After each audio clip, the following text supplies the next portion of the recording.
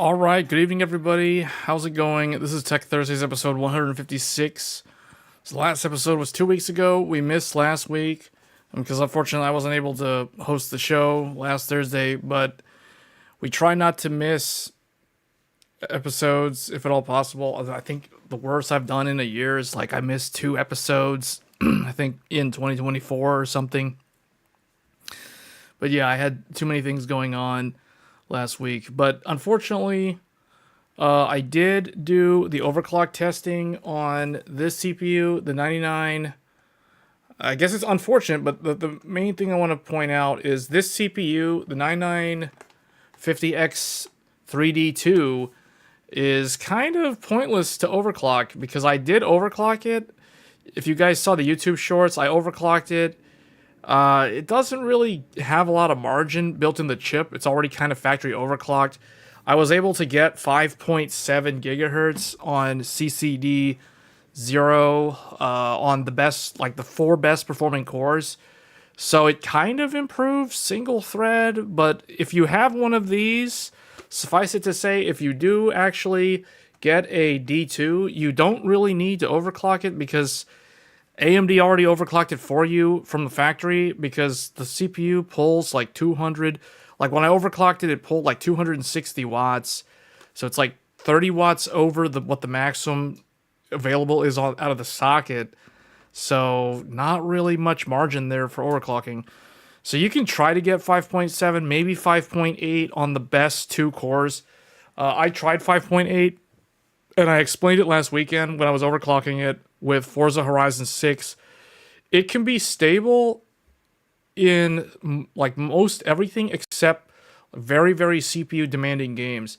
And when that happens, I don't consider it stable, meaning I personally wouldn't use it that way. So I'm not going to release a video showing how to do that because I don't want people to get a false sense of security thinking, oh, they can overclock it to 5.8 and it's going to work fine. When the reality is it's probably going to work, but it's probably also not going to work. And I don't believe in the CPU being probably stable. I want my hardware to be 100% reliable and stable. So, suffice it to say, if you do end up with a D2 CPU, don't bother overclocking it because it's not really worth it. I mean, you can do like a minus 10 or minus 15 curve optimizer if you want. I mean, you'll get a little bit of multi-thread performance improvements, but as far as I'm concerned, the multi-thread performance on this CPU is totally fine out of the box. The single thread is what I was trying to improve, and I could get 100 megahertz out of my chip with it being stable. So when I did 200 megahertz, so 5.8, because you have to remember the D2 is different from the non-D2s, like the 9950X and the 9950X 3D. Those CPUs, they have a max internal multiplier of 57, whereas the D2 is 56.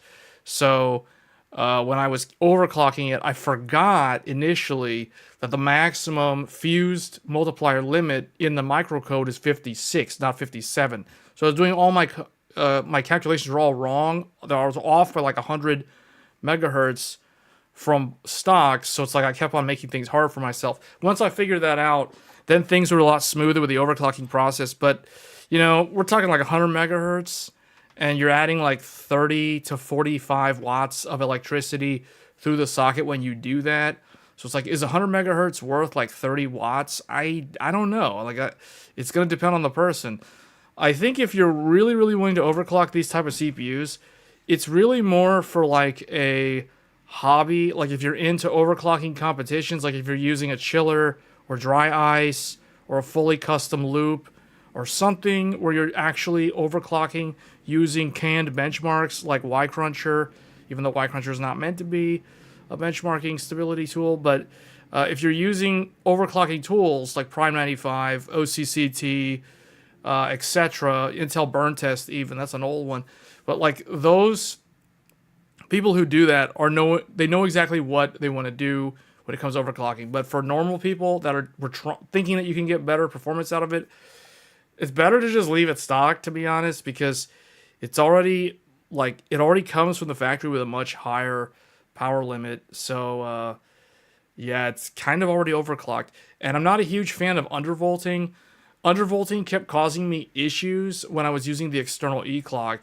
So I basically ended up with like a negative 10 on a curve shaper for medium frequency, which is for like full all load, all core load, like Cinebench R23 runs.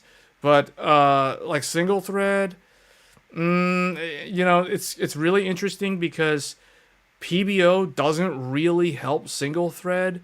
You have to use an external clock generator if you want to improve single thread in a meaningful way, but then that kind of negates the ability to use undervolting as a successful strategy, because when you undervolt but you've shifted your entire frequency curve, it kind of makes things harder or just way, way more challenging to figure out what is causing instability, because you're bound to hit instability when you do that. So I don't know. I'm debating whether or not I should even release the video on the overclock, because to me, I feel like it's not really something that I would recommend people do, and I don't like to put something out there for people, because I know people are going to copy settings. That's just how the internet works. People are just going to copy overclock settings thinking that it's going to work, and then if it's not going to work for them, then they're going to think that, they bought something, a dud or whatever, even though that's not the case. Every CPU is different. So, I don't know. I'll think about it. But anyway, that's kind of the update on overclocking the 9950X 3D2. I think that it's not worth So the TLDR, if you missed the start of the stream, it's not worth overclocking a D2 CPU if you have one. It's best just leave it at stock. You're already getting 99% of the performance, if not more than 99%. That last like 0.5 to 1% that you could get requires you to have an expensive motherboard that has an external clock generator, so you can up the single thread. And you're gonna spend hours and hours, like I did last weekend, trying to verify stability in multiple different games. So I could get like Y-Cruncher passed, Geekbench single thread passed, Geekbench multi-thread passed, everything, all the like synthetic benchmarks, 3D Mark, all that stuff, all of it passed. I started doing my games. Forspoken passed. Final Fantasy Dawn Trail passed. Some other CPU game, I'm trying to think what it was. Whatever. All the games passed until I got to Monster Hunter Wilds. Monster Hunter Wilds. As soon as I opened up Monster Hunter Wilds, within 15 seconds, the entire computer hard lock freezes, and I can't do anything except press the reset button on the tower to reboot the computer. So that immediately told me unstable overclock. So I had to back it down by 100 megahertz on the single thread using the multiplier, or not the multiplier, the base clock. And then it was stable after that. But, stuff like that, you're not really going to catch that unless you really know what you're looking for, or unless you test a whole bunch of different games, specifically games that are CPU-bound games like Final Fantasy XIV, basically MMOs, World of Warcraft, although World of Warcraft's super old, but it's still a valid test. Monster Hunter Wilds is notoriously super CPU demanding. So that one immediately froze the computer. So I was thinking, like, how could Forspoken pass, but Monster Hunter failed? And then I realized, because Forspoken is meant for testing memory overclocking, not CPU overclocking. And I didn't touch the memory when I was overclocking the CPU. So I realized that like 5 minutes after. I was thinking, like, why did Monster Hunter freeze the computer, but Forspoken managed to pass? So anyway, that is kind of the update on the 9950X3D2. It is a very, very powerful CPU for basically everything. Like, it's basically, currently it's the best CPU for like everything when it comes to a mainstream desktop platform, meaning not Xeon, not Epic, not Threadripper. So if you want something that has even more performance for professional workloads and that kind of thing, or virtualization, then you'd have to step up to a Threadripper. But anyway, that's a pretty good CPU. I'm happy with mine, even though I kind of think most people don't need something like this, and if they're doing multi-thread work, they're better off buying the less expensive 9950X or what I still kind of recommend people, the 9950X 3D.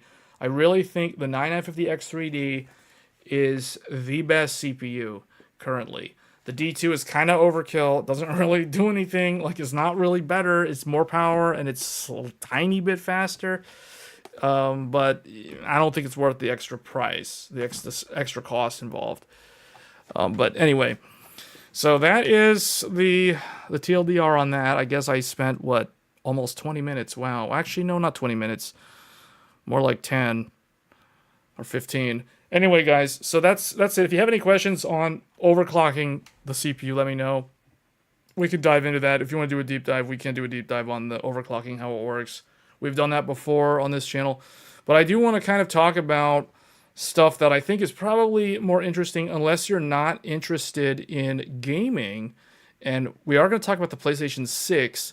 We're also going to talk about the upcoming new Xbox. Project Helix has been announced. We're going to talk about that.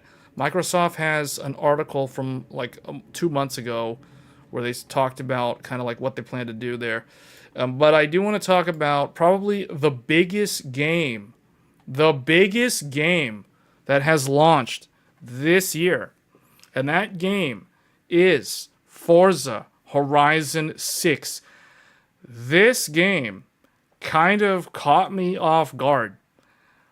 I have never played a Forza, let alone Forza Horizon or a Forza Motorsport. I have never played a Forza game, whether it's Horizon or Motorsport, ever before until now.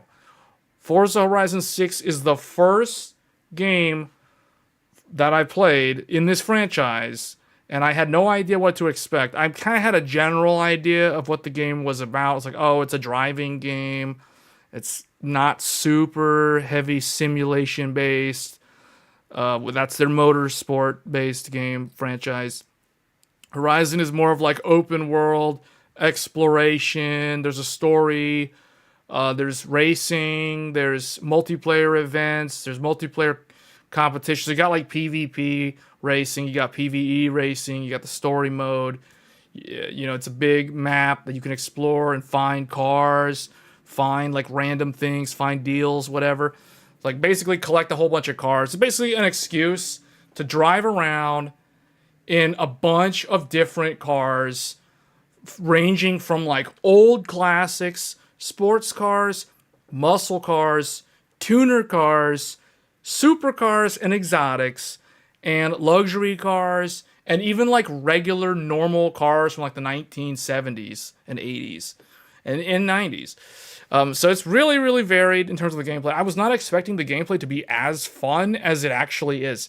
So as someone who hasn't really played a lot of driving games in recent years, I used to play car-based games way back when in the PS2, PS3 era was when I paid attention to driving games. So that was really kind of before the Forza Horizon franchise existed. And I think the last car game that I played, well, actually, so the last like car game based out of like real cars that I played was Need for Speed Shift way back on the PS3. Yeah, the PS3. Now, I have played a car-based game or like a driving-based game in like 2021. I played Hot Wheels Unleashed, and Hot Wheels Unleashed was really, really good. I really liked that game. If you like fun, arcade-style racing games where it's fully focused on racing, not so much driving or exploring, Hot Wheels Unleashed, and I guess Hot Wheels Unleashed 2, the sequel, which I think came out in 2023 or 2024. It was like a couple years back. Those are really good games. So I highly recommend Hot Wheels Unleashed. If you're someone who grew up with like Matchbox and Hot Wheels cars as a kid, I think there's a lot of nostalgia there. That's kind of one of the reasons why I played Hot Wheels Unleashed several years ago, back in 2021. I played that game hardcore. You know, like I played that game until like I got sick of the game. So, like I was logging in like every day, checking the in-game shop that would be swapping out the cars every 4 hours. So Forza has like a wheel spin mechanic, which is similar to what Hot Wheels Unleashed does. So I'm familiar with the mechanics that they have. It's like they kind of these car games, they base a lot of mechanics off of each other, off of different games, but also other games that are not even car-based games, like gacha games and MMOs and those type of things, like the in-game, the time events, the FOMO things, all that stuff. It's got all of that, man. So Forza Horizon 6 is a very good game, and if you are remotely interested in cars or remotely interested in like open world driving around in Tokyo of all places, you might want to check out Forza Horizon 6 because I think you will be very satisfied with what you find in that game. You didn't get it because you thought it might be a little what?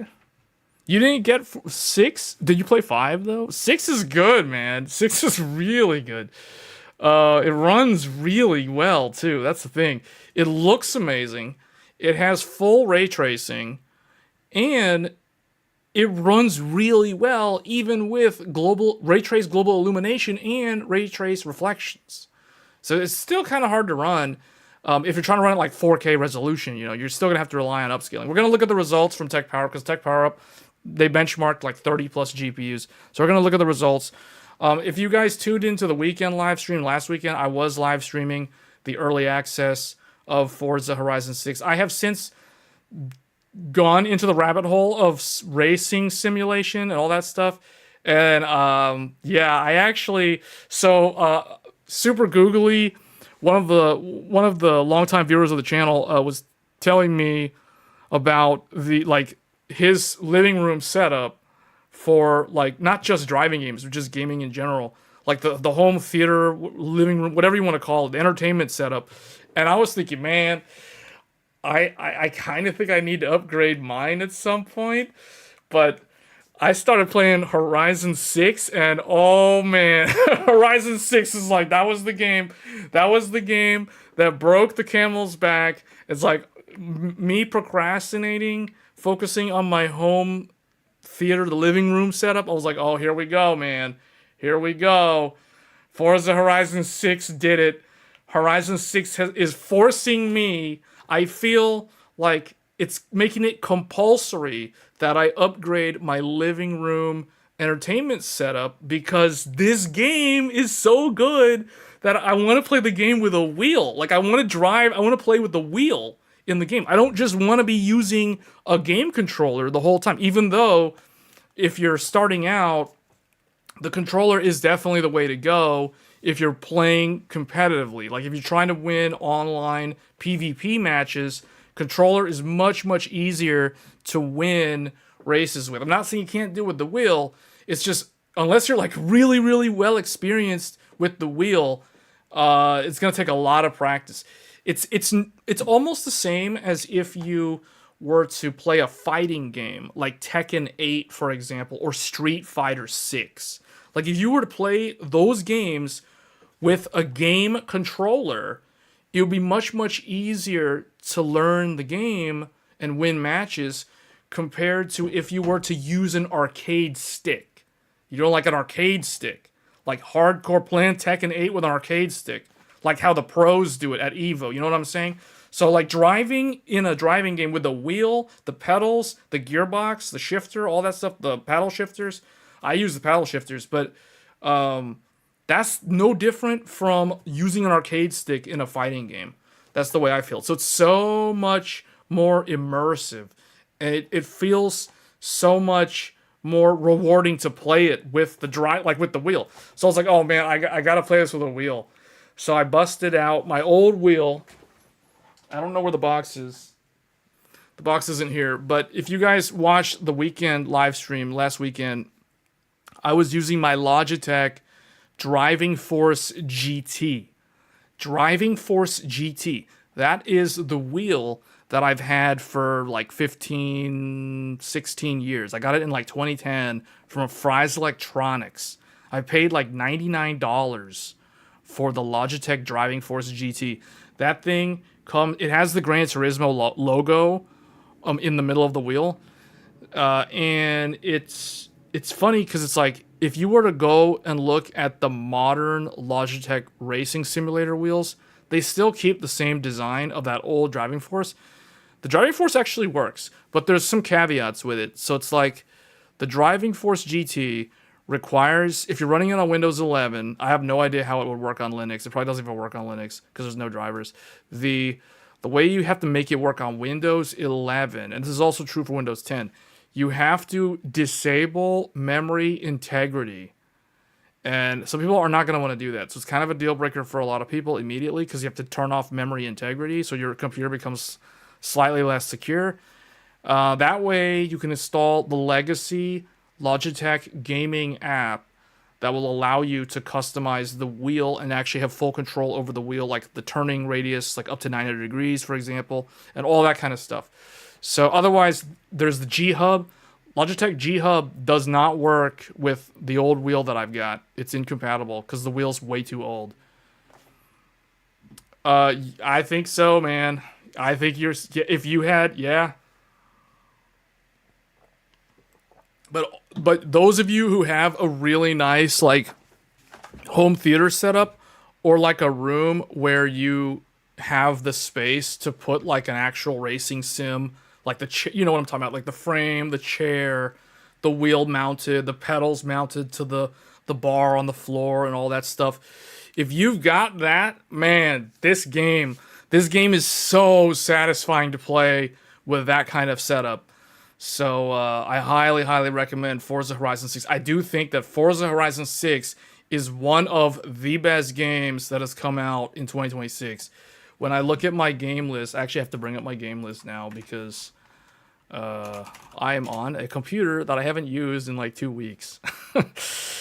Well, we are streaming on Strix Halo, by the way, for those wondering. This is the Ryzen AI Max. And I gotta figure out where's Steam. Okay, here's Steam. So out of the games that have come out this year, I'm looking at the list of games that are new.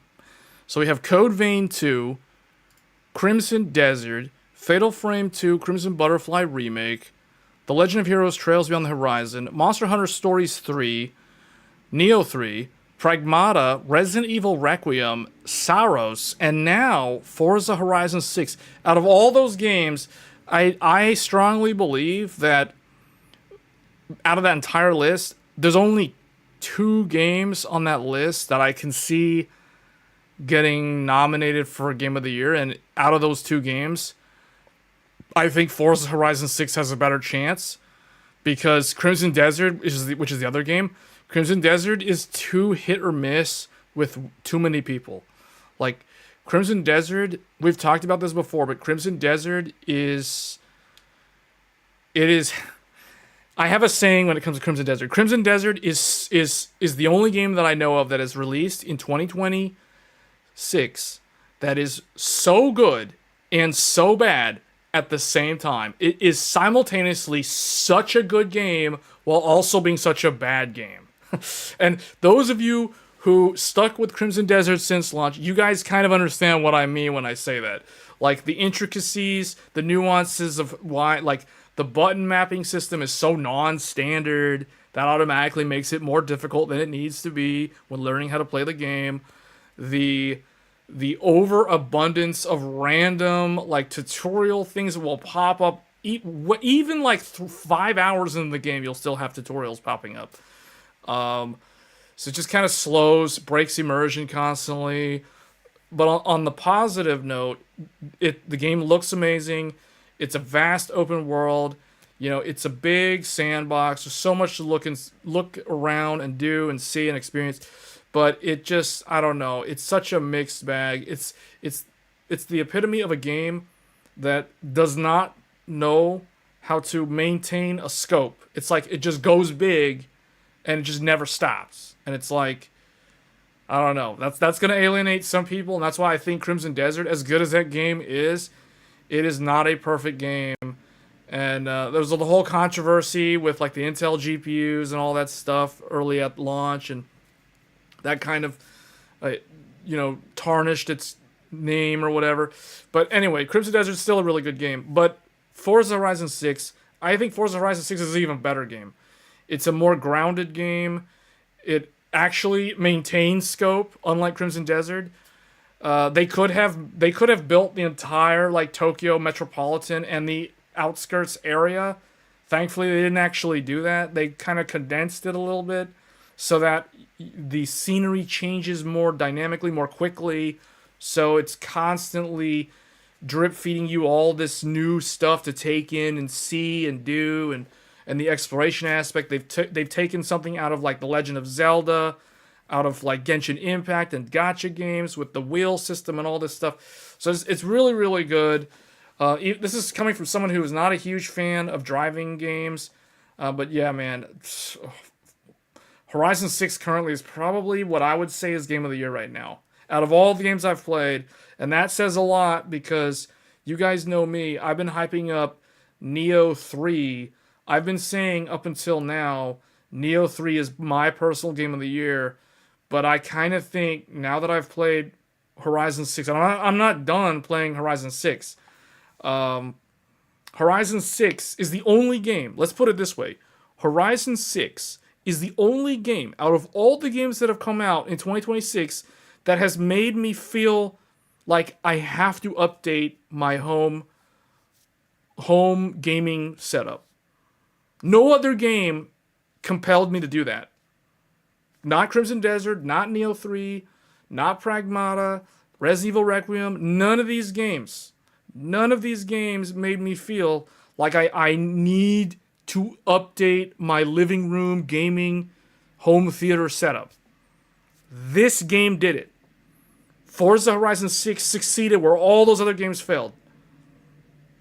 So now I'm going to have to update my setup. Super googly with the 4,000 nits and all that stuff in the background. I was like, yeah. But it's like, okay, now this game, it's like, okay, now we're talking, man. Now we're talking. Now I'm interested because this game's special. So, yeah, Francisco, I really think, like, if you... I would have assumed that you had the game already, man. Like, to be honest, like, this game... Even if you're someone who's not super into cars, like, the game is just so good. Like, you don't even have to be... You just have to remotely enjoy cars. Like, I think the only people that wouldn't enjoy Forza are people who don't like cars, don't have a car, and don't like cars, and they don't want to play an exploration-based game. Like, they would rather play a linear... You know, like mission 1, mission 2, mission 3, mission 4, ... all the way to mission 20, and the game's over, and the credits roll. Like someone who wants to play a linear game, which is nothing wrong with that. Someone who wants to play a linear game, no open world, no exploration, just curated like point A to point B, and they're not interested in cars at all. They don't like cars, and that's totally fine. Maybe that type of individual might not enjoy Horizon 6. But the gameplay in Horizon 6, even though you're literally driving around in a car all the time, I mean, you can drive around in a pickup truck if you want. I mean, they've got like the Ford F-150s in the game, the Toyota Tacomas in the game, the Honda Ridgeline. They've got trucks, so they've got like a decent variety of vehicles. Obviously, they have the exotics, they have the Ferraris, the Lamborghinis, they got all that stuff. But the BMWs, the Mercedes... all the goods, everything that you assume is in the game is most likely in the game. So, but they got classics in the game too. You know, like Stingray. They got like the original Civic, the 90s. What is it? 1970 something Corolla or whatever. Like they've got like such a varied list of cars, man. There's like 600 plus cars in the game. There's like 600 plus cars in the game. So it's like. At launch, I think someone told me there was like 600 cars, and they're gonna automatically like add a bunch. They've already announced like there's gonna be 2 expansions. So, man, if you're remotely into cars, if you're driving, let's look at it this way: if you're driving a Benz, if you're driving a Beamer, you probably should play this game. If you have any interest in any of those luxury cars or sports cars or exotic cars, this is the game for you. Like, this is the game, man. Like, this is the game. So it's like, wow. This game restored my interest in upgrading my living room setup and my interest in cars. Got completely overhauled because there's one game. So anyway, let's take a look at let's see. So yeah, so we can see here. Oh, there's in-game damage. So if you drive terribly, the car gets all messed up, just like in GTA. However, there's a setting that you can toggle if you don't want to show damage to the vehicles. Then you toggle the setting, and then it's like now you can like ram into walls, and your car is like indestructible. You know, like if you prefer it to be that way. So yeah, you can see like the scuffs and the broken headlights and cracked windshields and stuff if you do a rollover. Yeah, I'm just happy that I'm kind of sad that my personal car is not in the game. But there are cars in the game that are kind of adjacent to my own car, so it's like, okay, I mean, I can live vicariously through those other cars. But the funny thing is, I say that it's like this game allows a car fan to live vicariously through the game to experience like the super high-end Ferraris and cars like that. You know what I'm saying? So that's really cool. So it's definitely this is probably a car fan's game of the year. This probably beats GTA 6. You know what I'm saying? Like GTA 5. And the thing is, the location is Japan. And it's not just Tokyo. Like the scenery changes. You can go outside. You can experience driving around in the rural areas of Japan. You got the coastline. You got the mountains. You know, it's really, really cool. Kind of like Forza Horizon 5, which was based out of Mexico. So you got to drive from like you went from East Coast to West Coast. You basically from Atlantic or like Gulf of Mexico to Pacific Ocean, like all the way Mexico, the whole thing. That was 5. 5 was also really good. But I think this game kind of tops 5. Based off of everyone that I've talked to that has played 5, there hasn't been a single person who has told me that they like 5 more than 6. Everyone, at worst, they say that the games are equal. But almost unanimously, everybody said that 6 is better than 5, which is good. I mean, I never played 5, but I mean, you got like jump tracks. Okay, there's another thing too. Like the game even has Battle Royale. Even PvP Battle Royale. They literally have the PUBG, the Fortnite thing closing in. Closing in. The map is closing in. You don't want to be in the bubble. You got to get away from the thing as it closes in. It has that. I was not expecting that. So there's a lot. There's a lot to enjoy here. It's so varied. It's just a blast, man. Like, I highly, highly recommend this. All right, so let's take a look at the performance here. The game runs really well. I only care about 4K, so we're going to skip to 4K. Because if you're playing this in a living room, you're probably going to want to play it on a 4K TV. Just saying. So, 4K. The 4K extreme settings. So this is with no ray tracing. The game is still very playable. You guys can see here at 4K extreme settings. No RT. So just the regular screen space reflections, global illumination, old school style, cube maps, all that stuff. You can see lots of GPUs. Lots of GPUs are averaging above 60 FPS. You can go all the way down to an ancient RTX 3080. A 3080 of all things manages 61. Now, okay, it's 61, so it's probably going to dip below because the average is around 61. You kind of want your average to be at least around like 70, 75. But even the super old RTX 3080 is capable of staying around 60 FPS at 4K native resolution. Yeah, 4K native resolution with an RTX 3080. When was the last time you heard those in the same sentence? 3080, 60 FPS, native 4K. When was the last time you played a game that could do that? That was actually a modern game. It wasn't like a 5-year-old game. So, really, really well optimized. So you can see, so we were streaming last weekend. I was using the 9070 XT, but I was using RT, and we're going to look at those numbers in a second. So you can see like a bunch of GPUs are way up here, 90 plus. You've got a bunch of GPUs that are kind of like in the middle. I like that a lot of these older GPUs, like the 3090 Ti, is doing 74. The 7900 XT is doing 73. 5070, the GRE, the 3080, the 7800 XT, all of them are doing pretty well at 4K native. If we drop to 1440p, because I know a lot of people, even though I haven't gamed on 1440p in years now, I know a lot of my viewers game at 1440p, like native 1440p, and you can see, man, 1440p is easy mode. Like, it's so easy. Like, there's tons of GPUs. The 4060 Ti is averaging 67.8. We'll call that 68 FPS at 1440p extreme settings. Even the Intel Arc B580 can play this game. Everything maxed out except ray tracing at 1440p native resolution, doing 64 FPS. So even that GPU can do it. So that means if you have the Arc Pro B70, you'd be getting even higher frame rates because that GPU is even more powerful than the B580.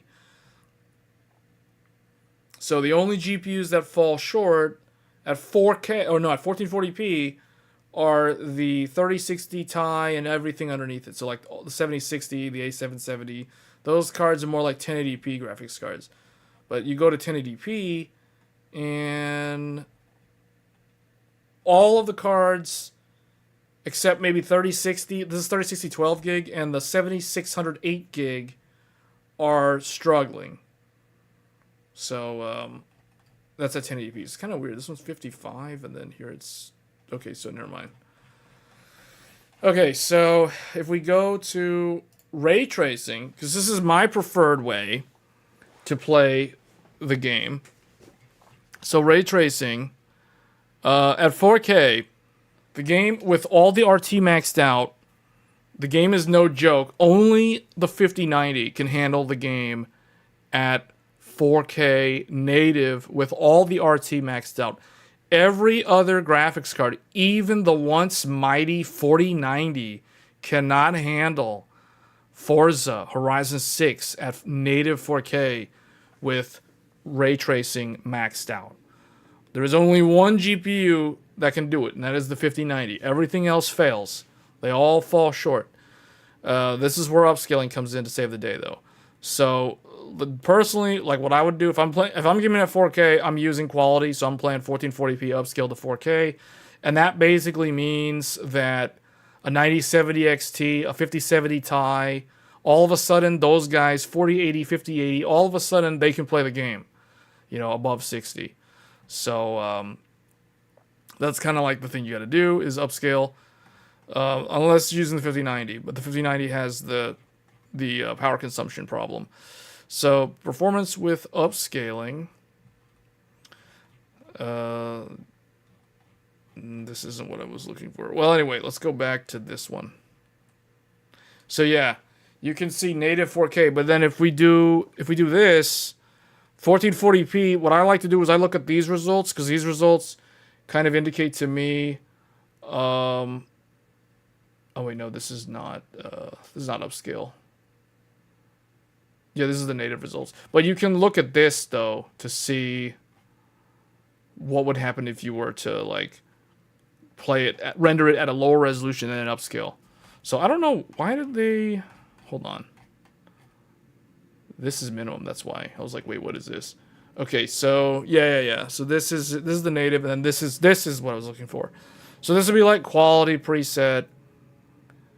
So this is 4K quality preset, and then this one would be 4K performance preset for 1080p upscale.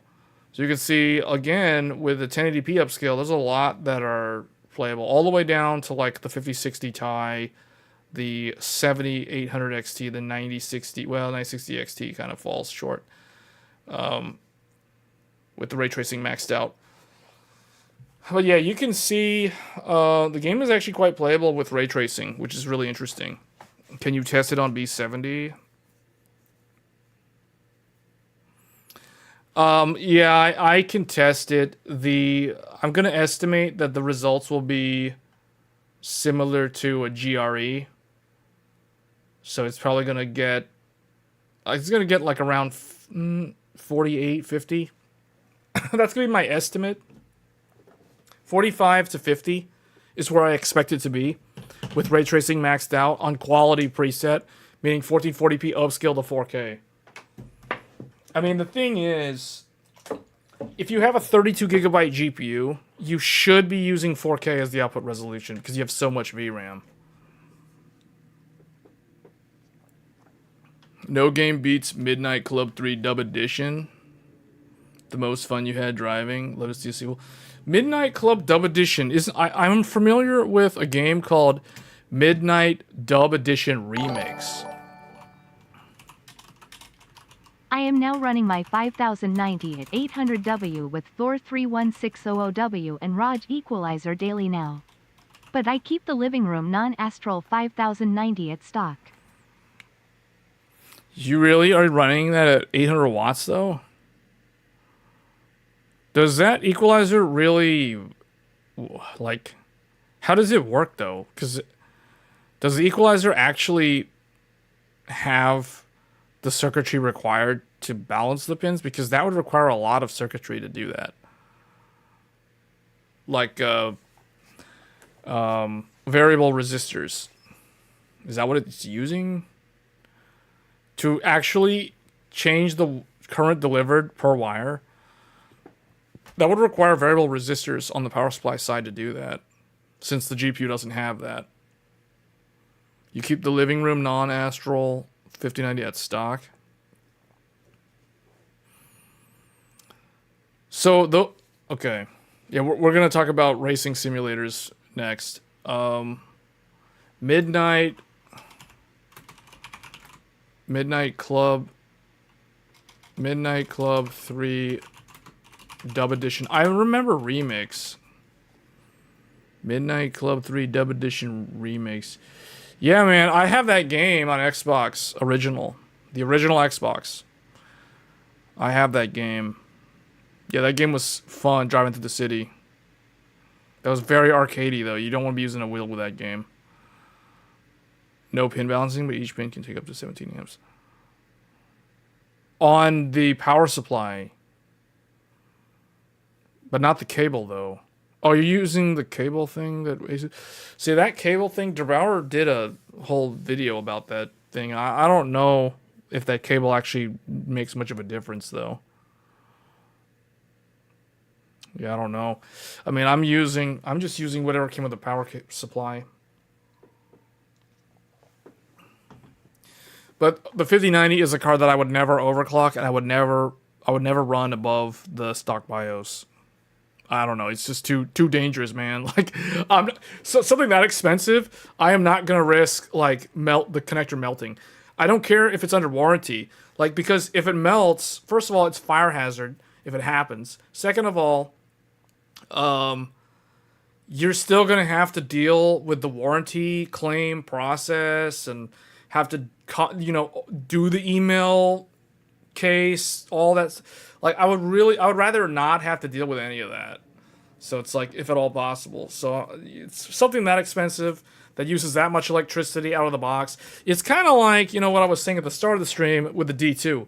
The D2 is a CPU that I overclocked it last weekend, and I figured, man, this thing is already like maxed out of the box. It's like a factory overclocked 9950X with extra Vcache on the second CCD. So it's like, yeah, I can get 100 megahertz out of it. Best case scenario is like 100 megahertz that's actually stable in everything. But it's like, at what cost? At adding like 35 watts of power under full load, it's like, I don't know, man. It's one of those things where it's like, stock just seems so much more practical. It's only pulling 10 amps at 800 watts. On every pin, it's averaging around 10 amps, though.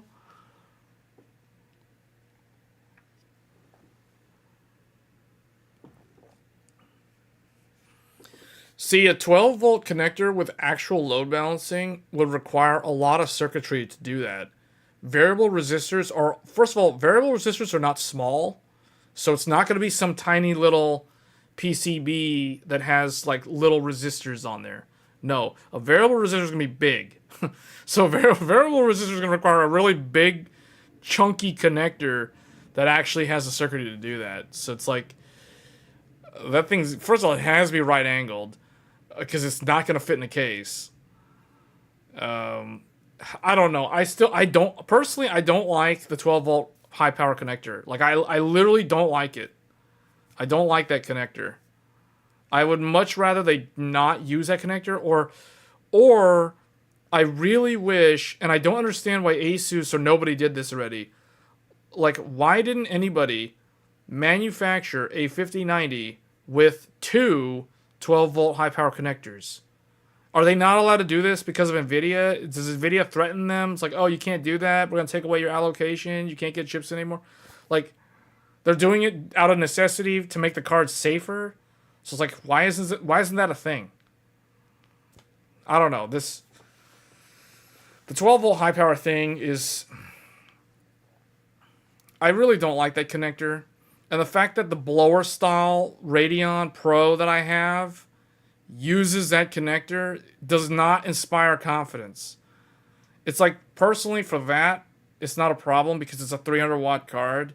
It's a 300 watt card, max load 300 watts. So it's very, very unlikely, even if the current's not balanced, it's very unlikely that it'll burn the connector because it's 300 watts max, you know. So unless literally like all the current is going on one wire, I don't think that that's going to be a problem. Whereas the 5090 is like literally double the power, 600 watts. That's literally double the power of a single Radeon AI Pro R9700. So it's like having two of them on the same connector. It's like having two of those GPUs on one connector. So yeah, I just don't like that connector at all. The MSI Lightning has two of them. Wait, the MSI Lightning has two of them.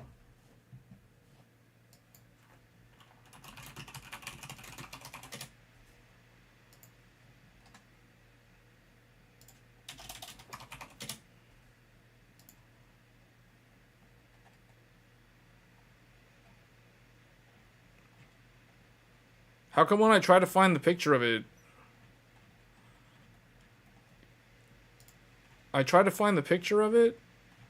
and all they do is keep showing me like an Air Force jet flying around. I just want to see the power connector on the card. It's like they really don't want to show me that. It's like, oh, okay, I see it. I finally found a picture of it.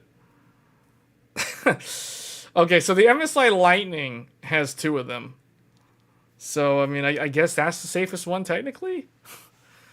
Because it'll try to split the load across both connectors. So you're doing 300 watts plus 300 watts. That way, if you want to run 800 watts, you can safely do that because it'll be 400 plus 400, which is not exceeding the spec. Because even at 800 watts, if the single connector is doing 400 watts, assuming a 50-50 even split, then that's still less than a 4090 at max load or a 3090 Ti at max load.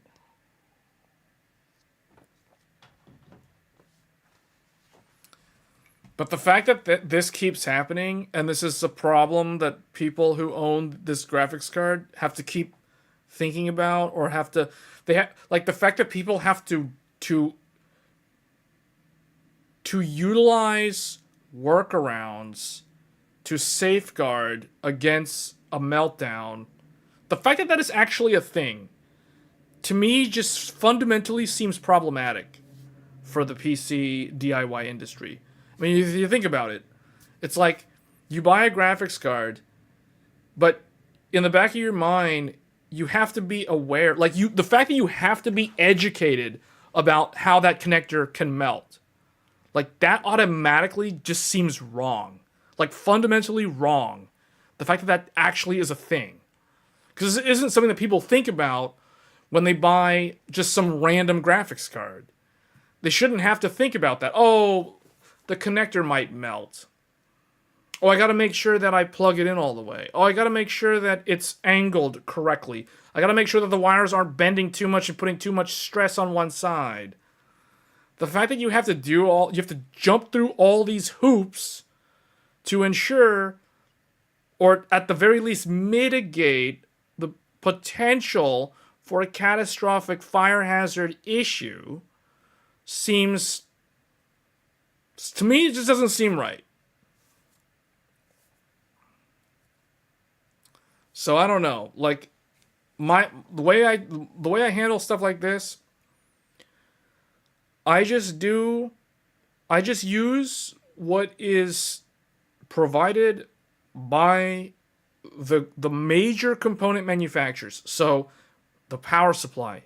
The power supply provides a cable. I will use the provided cable from the power supply because that is the natural thing to do if you buy a power supply and you want to connect a graphics card to it. All this third-party connector stuff, that shouldn't be necessary.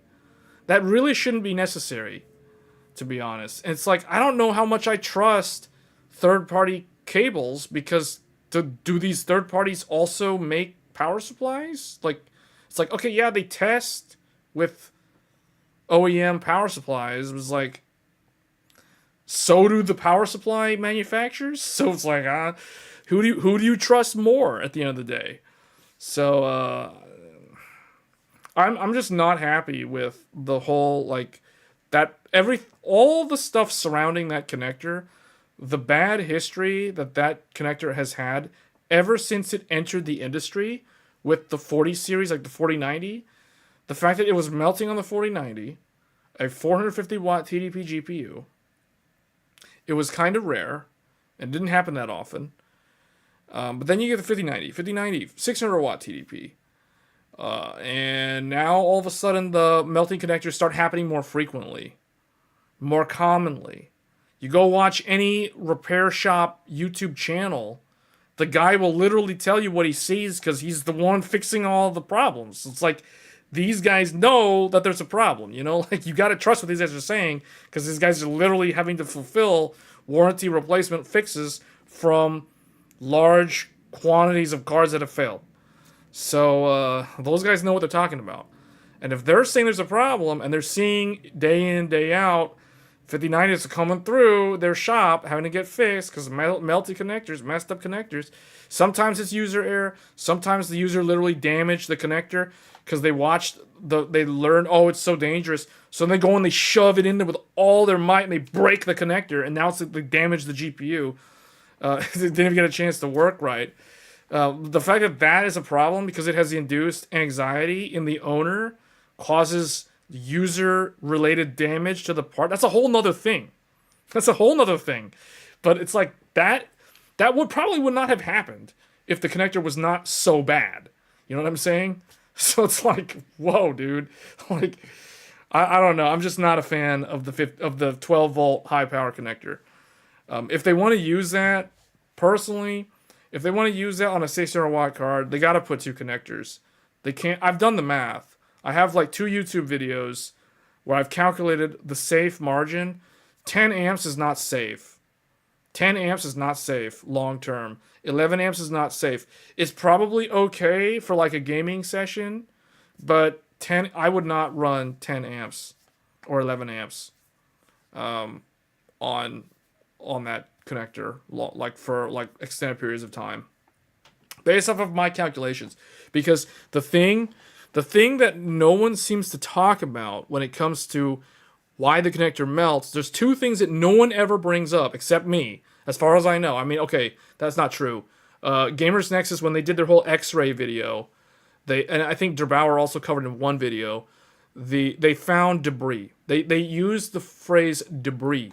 Yeah, foreign debris on the pins. Like dust. Little specks of dust. Like, whatever it is, foreign debris getting on the pins creates resistance. It creates contact resistance with the pins. That increases electrical resistance, which means the electrical current is going to avoid that pin. It's going to go to another pin that's cleaner. So the one that actually melts is the good pin, the clean pin. That's the one that melts, not the dirty pin.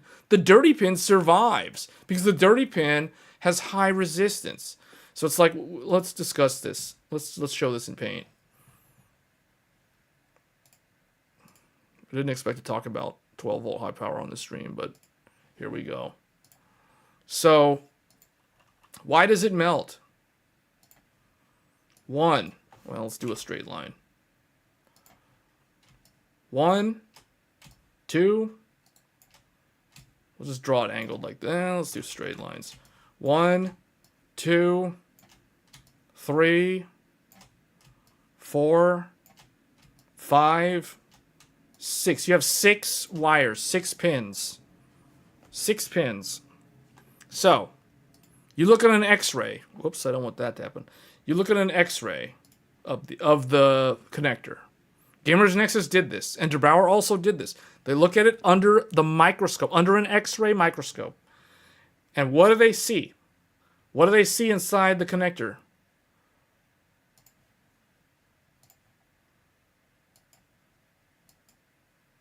They see stuff. There's things in there. I'll just use different colors to illustrate different types of debris. They see imperfections inside there. Now, I'm using different colors on purpose to illustrate the types of matter, different objects that could be in there with the connector. So the connectors are typically coated in tin.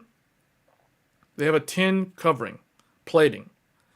And when you connect the cable with the actual connector on the GPU and on the power supply, if you have a power supply that has the same connector on the other end, which you probably should use, because, yeah, we've been over the whole, like, don't use the older power supply. But anyway, what they find is they find stuff like, let's just say the orange. The orange is tin residue.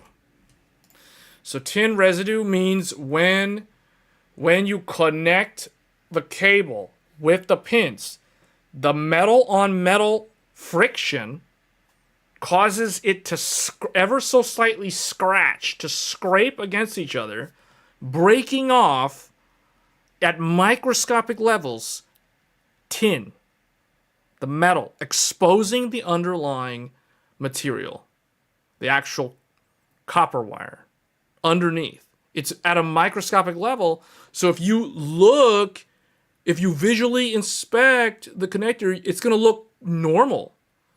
You won't be able to see it because it's too small. Like the little micro cracks, not cracks, but micro scratches are too small to see with the human eye.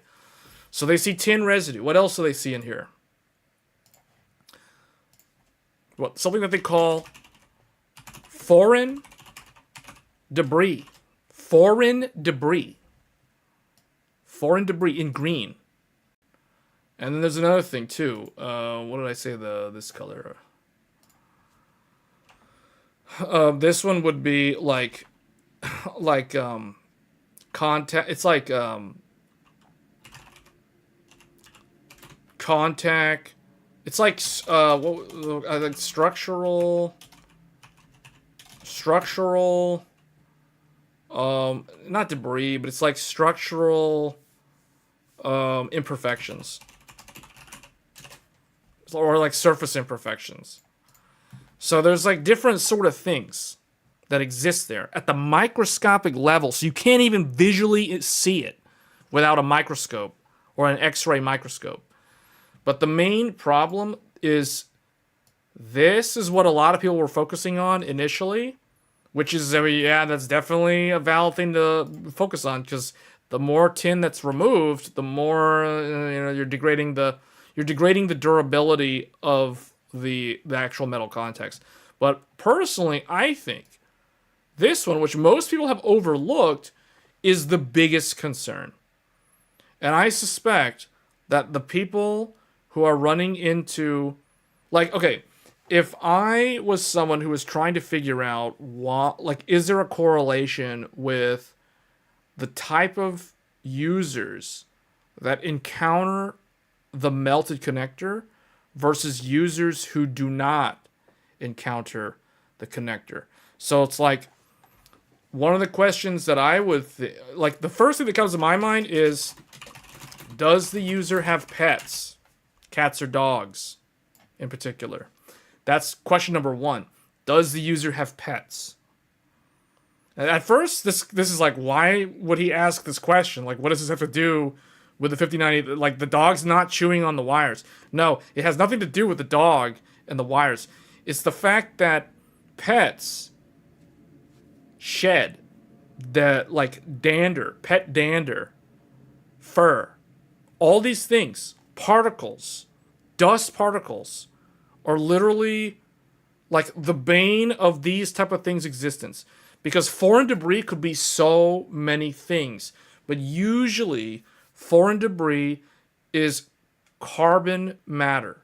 So think of it like pet dander, skin flakes, things that basically dust are composed of, like the decomposition of any organic substance or structure. You know, these kind of things. How dusty is your case? Yeah, that's a good question. How dusty is your case? Okay, you're on the right train of thought, because it's like not necessarily the pet, but the fact that if someone has pets, like if there's a correlation, like the people who have melted connectors, if they're more likely to have pets versus the people who never experience the problem, then that kind of points to the fact that foreign debris, carbon matter, could be getting little tiny specks onto the contacts, creating resistance points. Because if you increase the like, let's get this guy really dirty. You put a lot of dust on purpose. Just fill that socket in the cable with dust. Just fill it up with dust.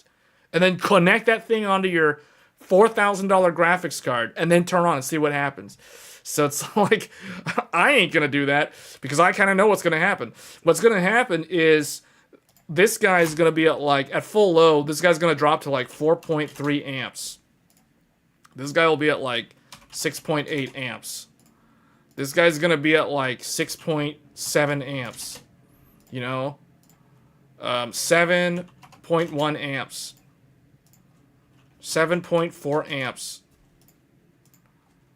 6.6 amps. You're going to get this kind of behavior where you dirtied up this guy. He's so dirty, covered in dust, caked in dust, skin flakes, whatever, dust particles, cat dander, whatever, all up on this pin. What is that going to do? That's going to lower the resistance. That's going to raise the resistance, which means it's going to lower the amount of current that wants to flow. Why? Because when electrons are flowing, here come the electrons. They're going to be like, I don't want to go in there. It's dirty. I'm going over here. I'm going to flow on this guy. It's like, yeah, I'm going to flow on this guy. It's like, oh, yeah, I'm going to flow on this guy. Oh, this one's really good, man. This one's the clean one. This is the clean one. Go on this one. It's clean. Get on this one. It's the clean one. It starts going up. The clean one starts carrying more current versus the dirty one. The dirty one carries less current. So eventually you start running this thing higher and higher. You know, now it's like, okay, let's run this at full load. 4.6 amps. 7.8 amps. You know, 8.1 amp. 11.4 amps. You see where this is going? 9.3 amps. 8.8 amps. You see what's happening? The dirty one is not raising the current that much. As a result, the rest of the team is having to carry the load. Because this guy is not pulling his weight because he's dirty. He's caked in dirt. He's got dust all over him. So this is something that no one really talks about when it comes to these connectors melting. But I suspect that if you do a case study, like if someone wanted to do a true investigative case study into why this issue with the cable, why is the cable so unreliable, It's going to come down to investigating the user's environment where these cards are being installed. And also how they're using the card. Are they overclocking the card? How are they running it out of spec? Are they running 800 watt BIOSes on it? You know what I'm saying? Like, those are other things. Those are other factors. But I think more than anything, I think this is the most fundamental source of the problem. Not running 800 watt BIOSes. I think it's this. If somebody has a clean environment and they're running an 800 watt BIOS, they're probably less likely to encounter a melted connector versus somebody who is running stock BIOS but has foreign debris all over some of their pins. You know, that person's going to end up with the issue more likely than the person who's running a clean environment.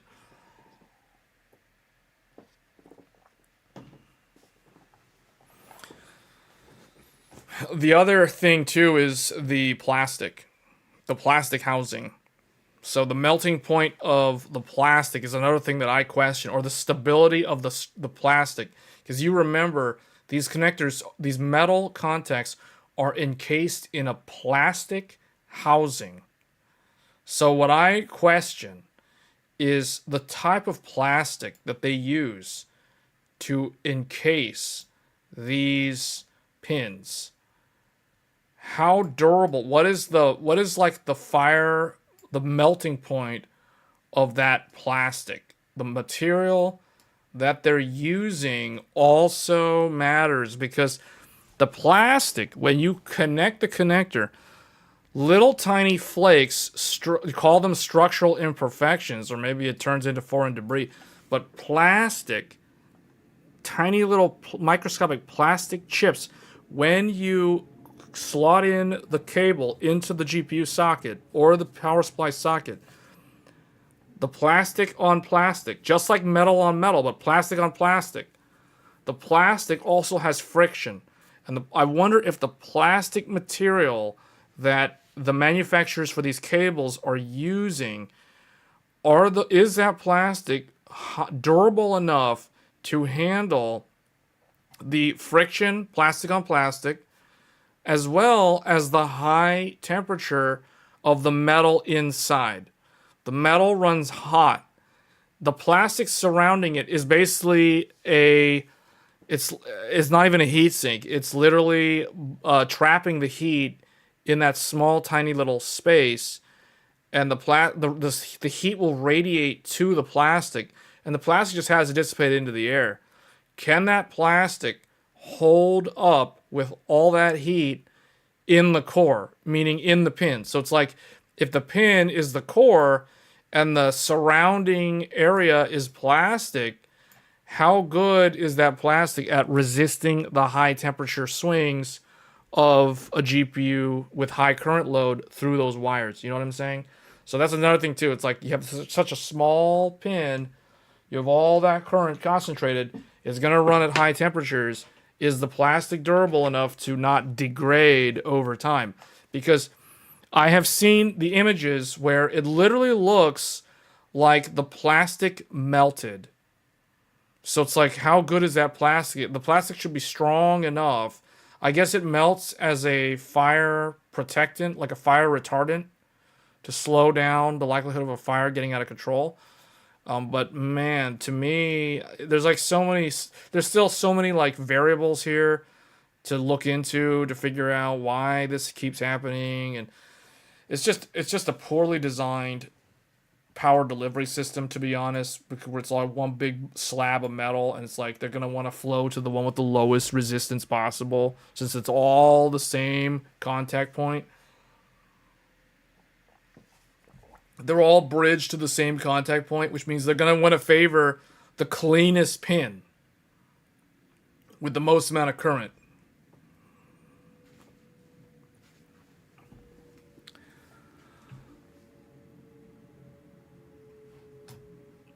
Anyway.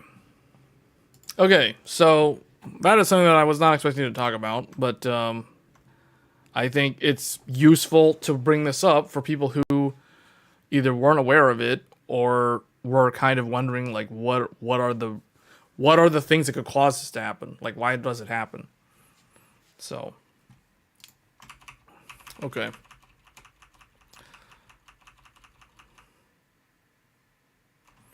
Yeah, this is gonna take forever to just do that. I'll just delete it and then just make a new one. Okay.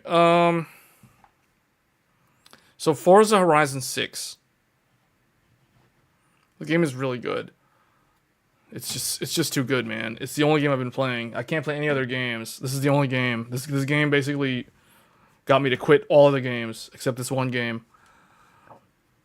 And I need to do research now on like what to use, because it's like, okay, here is, so you guys who tuned into the live stream, this is how I was currently playing the game during the live stream.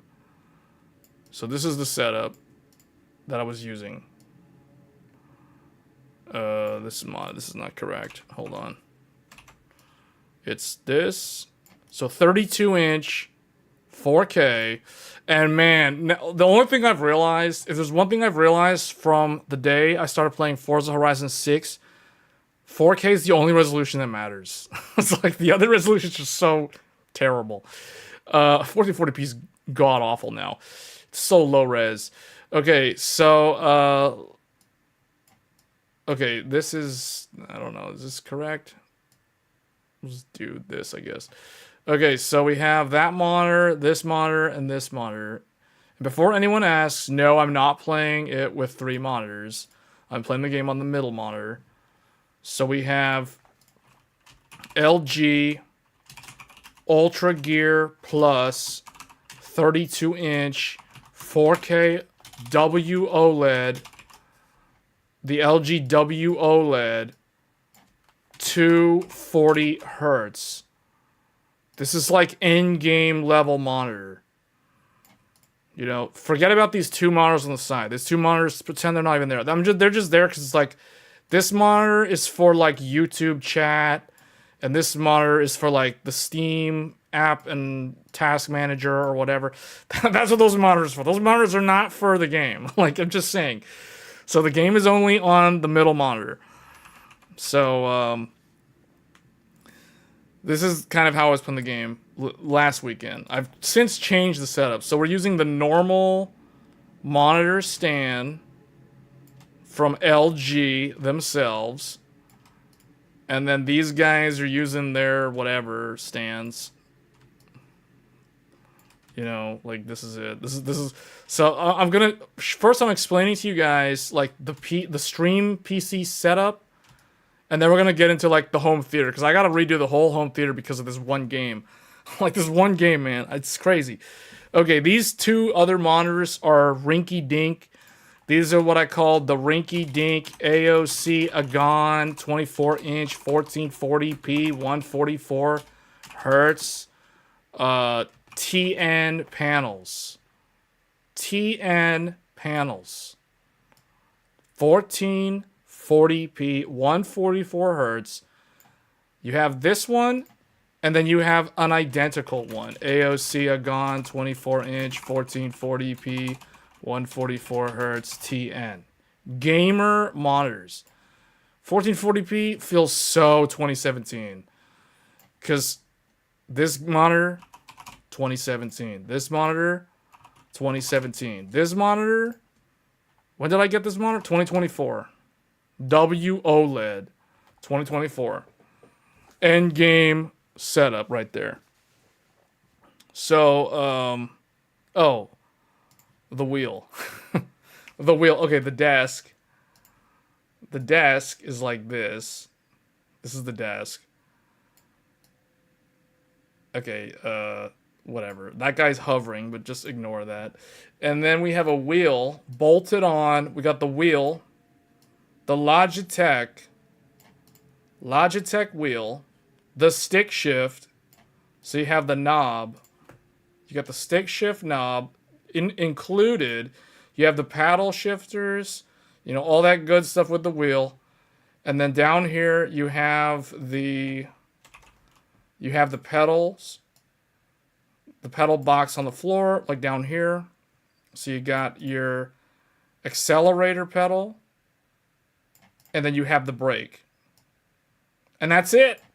That's all it has. That's the setup. That is the setup, and then I use the controller. So it's like 1440p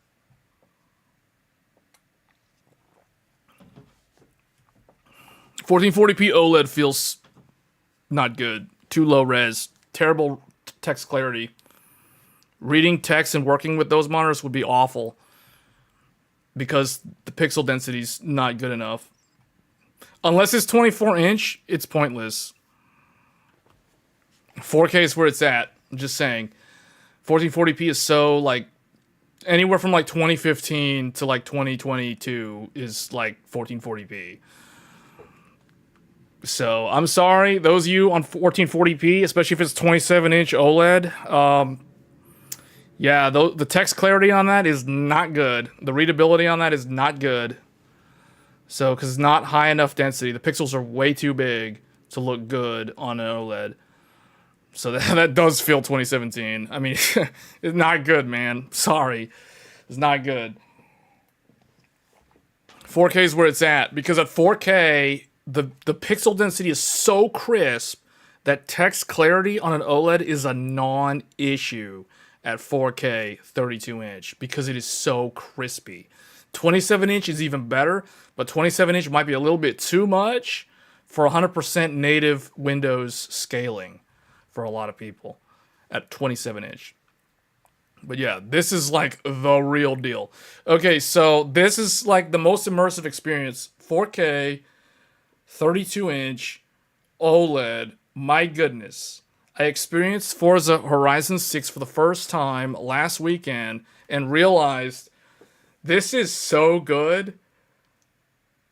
I have to get a racing simulator set up, man. It's just too good. It's like, whoa, this is good. But it's like, you gotta be careful because if you go down that rabbit hole of racing simulators, now it's like, oh man. Now you're gonna want the wheel harness thing and the chair thing and the metal frame and you want a new wheel that doesn't require you to turn off memory integrity because this wheel, Logitech Driving Force GT. Logitech Driving Force GT. This wheel is from 2007. Now, I bought it in 2010, so mine's like 16 years old, but it doesn't matter. It's a 2007 wheel for PS Triple. That's the wheel, man. So it's like I'm using old technology to play a modern game from 2026. So I'm using a wheel that is literally 19 years old in terms of since when it was released. My personal wheel is like 16 years old. When I realized, dude, the wheel is that old. The Logitech wheel that I have is that old. Wow, man. It's like, whoa. But it works. It works because it's on the website. Because it's like, I went on their website. I did Forza Horizon 6 supported wheels. And look at what they got here. They got a whole article about, I was so happy. Forza Horizon 6 supported wheels. And here's what they show. And look at this. Driving Force GT is supported on PC legacy support. Legacy support basically means your mileage may vary. It might work if you know what you're doing, or it might not work if you have no idea what you're doing. Now, you guys know me. I know what I'm doing. So I got it working. We were live streaming with the old legacy wheel. And the caveat is you have to disable memory integrity in your Windows 11 settings. And then you reboot your computer, and Windows is going to be like, hey, man, your computer's less secure now. You're going to turn this thing back on. And I'm going to be like, no, because if I was going to run VMware Workstation, I have to turn you off anyway. So legacy support, meaning turn off memory integrity, install the old Logitech app, because you can't use Logitech G Hub. It will not recognize this ancient wheel. It's not supported. So that's the reason why you got to turn off memory integrity. And I did that. I did all that stuff. I installed the old I checked the software. The software app from Logitech was last updated in 2015. 2015. I'm running software for this wheel that hasn't been updated in 12 years. 12 years. So I'm thinking like, man, talk about running with legacy hardware to play a modern game. Like, the struggle is real. I don't even know how to even bother getting it to work on Linux with this ancient wheel. Maybe because the wheel is so old, there might have been some like third party, some guy somewhere figured out how to like program drivers for this legacy wheel to work on Linux or whatever. So I might look into that, but suffice to say, this wheel is so old that it's like, I think I'm stuck on Windows with no memory integrity to get this working if I want to play with the wheel. Otherwise, upgrade. It's like, what else can I say? I don't know how many people are using. Okay, let's do a poll. Let's see how many of my audience know the struggle. So it's like, simple question: do you have a wheel for driving games? Yes or no. Doesn't have to be for Forza, just in general. I expect most people will say no. I'm not expecting, because this would be like asking, oh my goodness, the first person said yes. This would be like asking, do you play Street Fighter or Tekken with an arcade stick? That's basically the same type of question.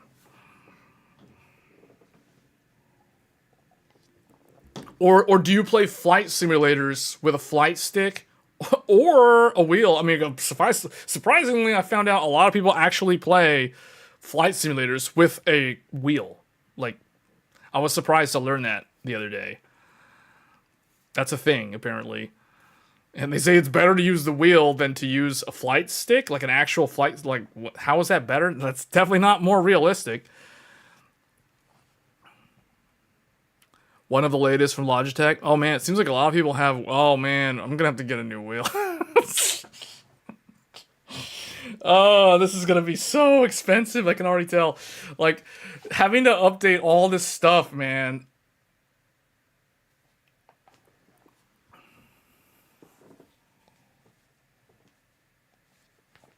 Having to update all this stuff because I'm using like ancient hardware. You need one? Okay, well, you and me both, man, because the game is so fun to play with a wheel. When I got better and better at using the wheel, I actually started racing against the AI with the wheel, and I actually would win with the wheel. Like, I would come in first with the wheel. At first, that was never happening.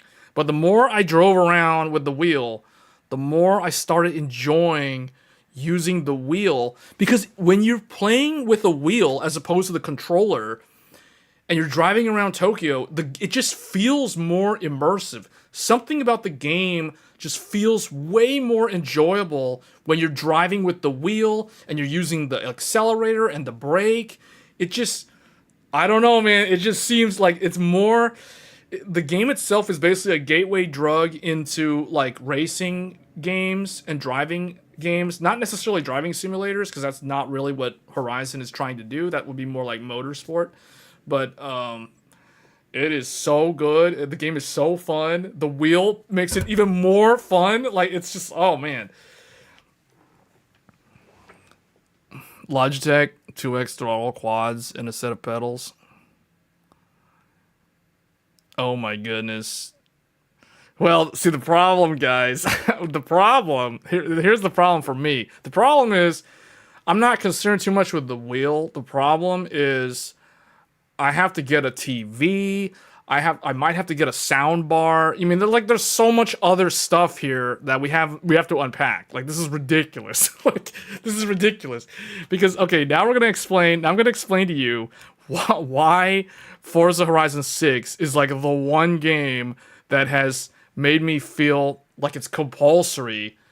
It has compelled me to update my living room setup. Because if you thought trying to play the game on a legacy wheel from 2007, basically a PlayStation 3 wheel with a Gran Turismo logo in the middle of the wheel, Yeah, that's not even, that's just, this is the beginning. This is the tip of the iceberg.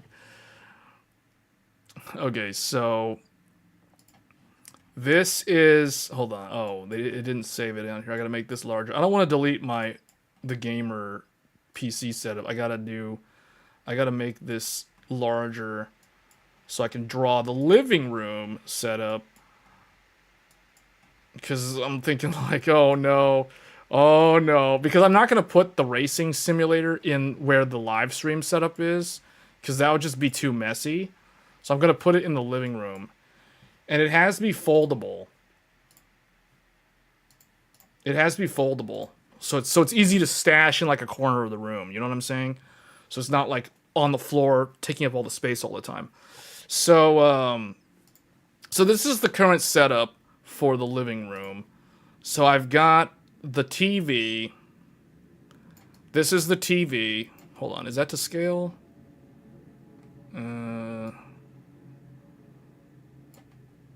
If that's 32,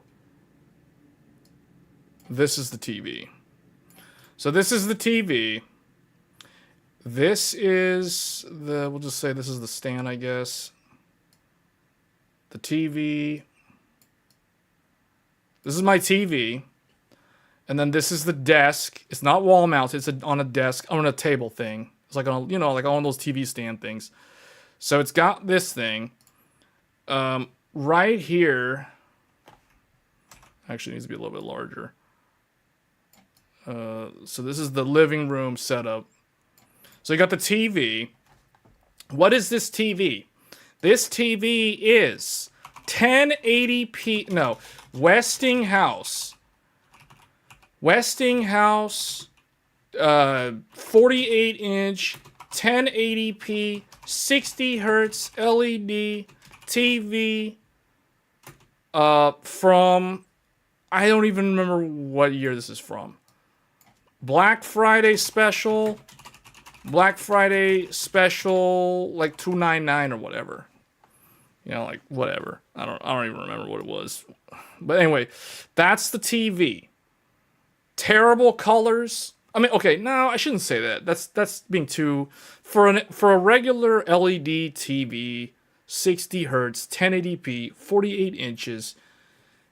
You know, it's like, it's not that great. Let's just be honest. It's not that great.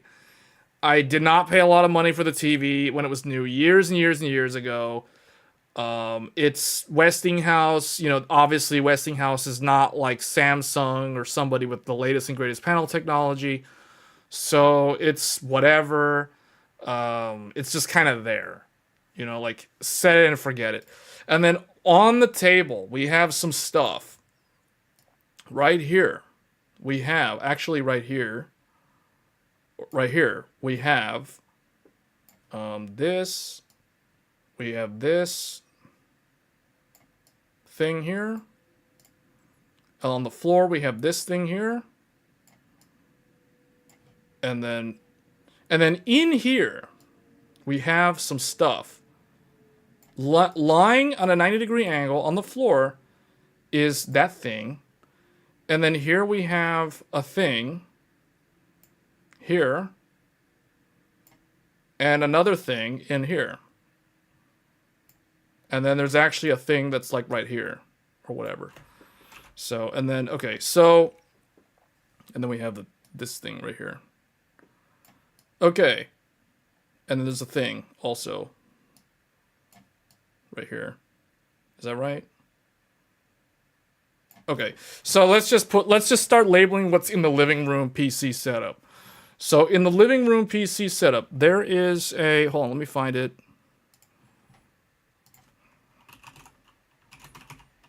Let me see if I can find a picture of this old thing.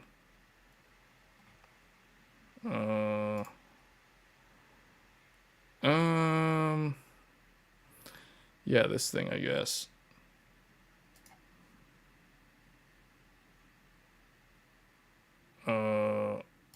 This? Okay, yeah, this thing. Wait, no, that's not it. Hold on. This one?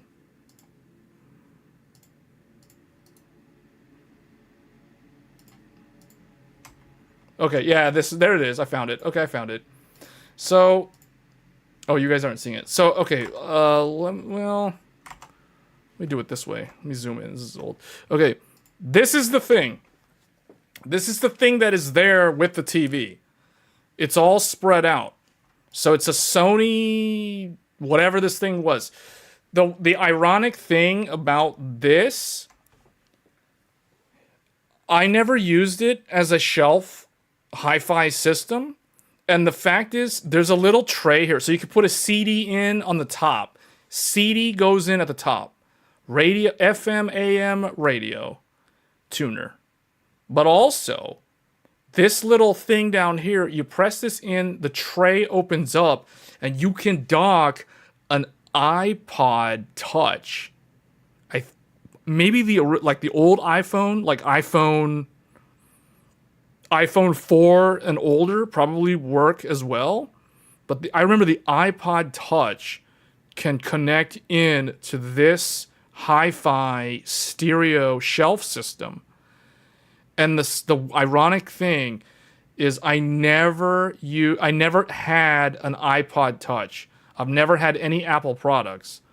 So I would use right here, down here, there's a 3.5 millimeter audio jack. So I could use that 3.5 millimeter cable to plug it into, like, for example, a phone with a 3.5 millimeter jack. And that's one of the reasons why I always was big on having a phone with a 3.5 millimeter jack, but that wasn't the only reason. But anyway, so this hi-fi stereo system is there with the living room TV. I barely ever use it, but it's there. So I don't know if if it's good to just use this versus a sound bar. So you guys who have, for those of you who have a proper home theater, like a modern home theater setup for Forza Horizon 6, it doesn't have to be for Horizon 6, just in general. For those of you who have a modern home theater setup with a sound bar, is the sound bar better than using one of these old school hi-fi stereo shelf systems with the TV? Because the way I use this with the TV is I plug the 3.5 millimeter audio jack into the TV's 3.5 millimeter audio output, and that is how I get the sound. But what I'm wondering is, with modern TVs a lot of them don't have 3.5 millimeter audio jacks. A lot of them now just have HDMI. They have this weird thing called ARC/eARC, which I barely know anything about that. That's like the latest and greatest technology. And then the other thing is like the regular like Toslink optical audio, which this thing doesn't have optical audio input, so I can't use that with this thing. So I'm just thinking, like, is a soundbar better than this in terms of sound quality, or would it be the same or worse, or would there be like more caveats that I have to be aware of? So those of you who have experience with home theater setups, let me know, because now, because of Forza, I gotta figure out if this is good or not good or whatever. Like, build speakers if you want to go nuts. Like, build speakers. Like, wait, what? Like, no, that's not what I meant. The question was, is a soundbar better than this for like a modern home theater setup? Because this isn't even really a home theater. This is more like a shelf system that I've just been using. So it's like, it's just kind of like, that's what I'm using. I've had this thing since like 2011. I think I got this in 2011 from like Fry's Electronics, believe it. Was it Fry's? Yeah, it was Fry's Electronics. Yeah, man, Fry's Electronics needs to come back for real. Like, this is the type of stuff that I would get from Fry's back in the day. Soundbars can give you decent spatial sound, but they move less air than that speaker setup. They move less air. Yeah, but I wouldn't run this like really loud or anything. I'm just trying to get it to sound better than what's on the TV. You know what I'm saying? Like, as long as it's better than the TV, And this, I think the soundbar would give me better spatial audio, like you're saying, right? Like like 7.1, 5.1, 9.1. That would be better than this, because this is basically just stereo at the end of the day. This is 2.1. You know, maybe it's 4.1 because it has the two tweeters up here. You got a tweeter here, you got a tweeter here, and then you got these mid-range. Then you have the big subwoofer over here. So I don't know. What do you guys think? Like, because this sound, this old legacy Sony system, this still sounds really good. But I just don't know if a soundbar is worth like replacing this with, because this is still really good. Apparently, this stuff's like still in demand. Because I think when I bought this, I paid like $120. It was like $119 or $109 or something from like Fry's back in the day. I'm pretty sure I could sell this entire stereo for way more than what I paid for when I got it years ago. Because it's kind of retro now. They don't really make stuff like this anymore. Not sure on how well the frequency response would be on soundbars.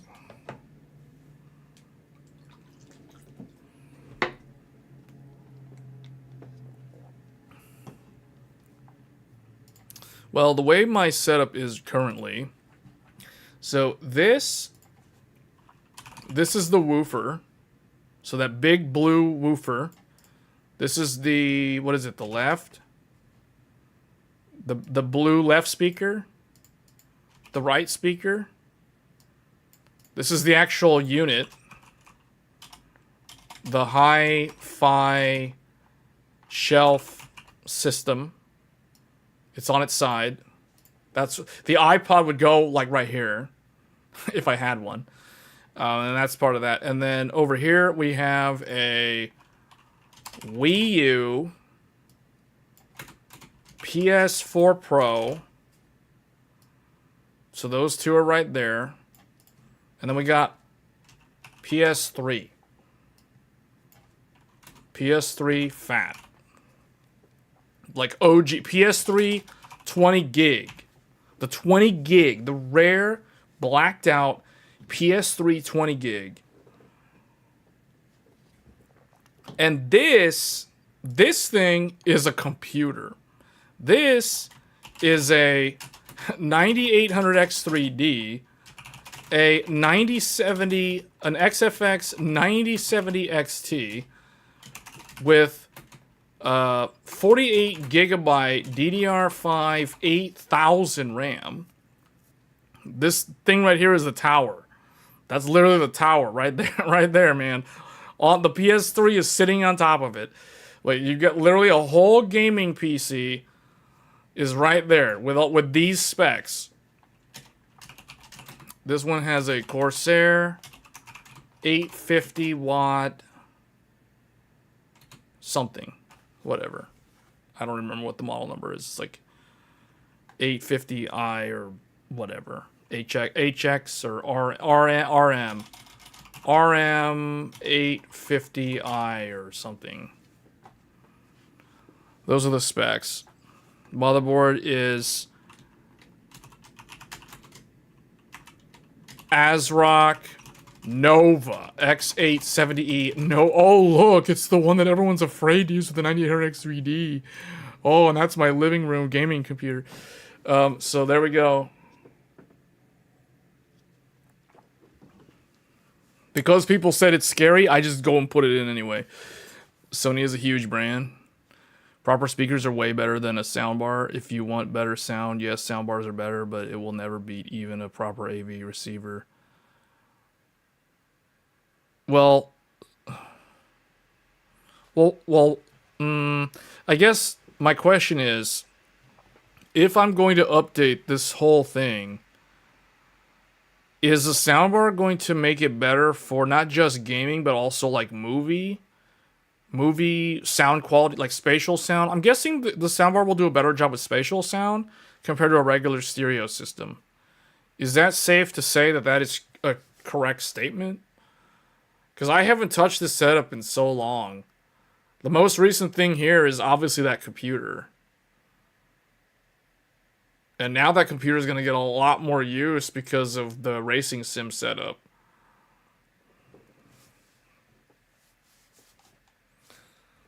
So this ancient TV.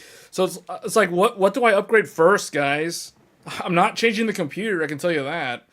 The computer is staying the way it is. The things that are going to change are potentially the stereo sound and the TV, in favor of a soundbar and a modern 4K TV. Because 1080p TV, 1080p 60 hertz is so not the way to play Forza Horizon 6 on the big screen. You know what I'm saying? Like, that's just not gonna do it. And especially with like no HDR. This TV, I'm pretty sure it's too old. It probably doesn't do any HDR at all, or it's just not gonna look good if you try to turn HDR on. The soundbar can be loud. Will it affect your neighbors? I'm not gonna make it that loud. I'm not gonna make it like that loud. You know what I'm saying? I don't think it would affect neighbors.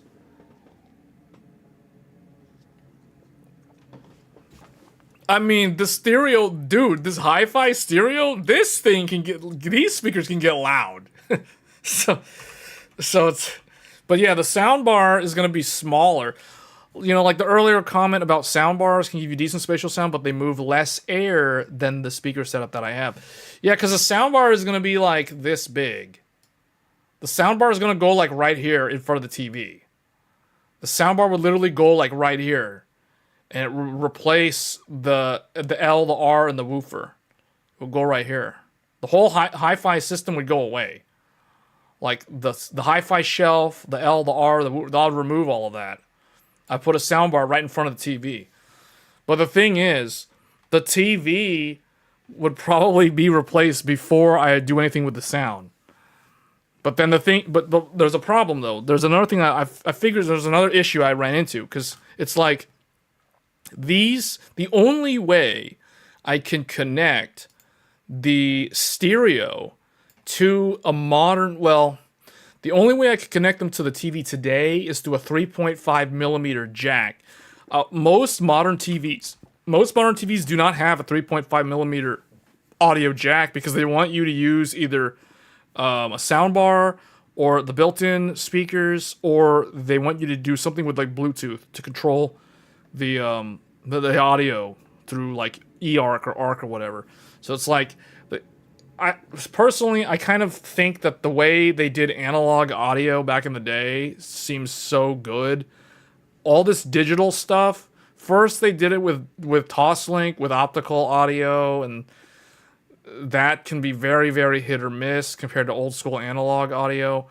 And now they're doing it with HDMI. It's like now they're just using HDMI for everything when it comes to home media. And I don't know how I feel about that, but I mean, it certainly simplifies things from a cable management perspective, but not being able to use your old legacy stuff is kind of annoying with modern TVs. Your soundbar came with it. Well, yeah, there's that. Okay, yeah, that's another thing too, is I can get a woofer with the soundbar. So that's not a problem.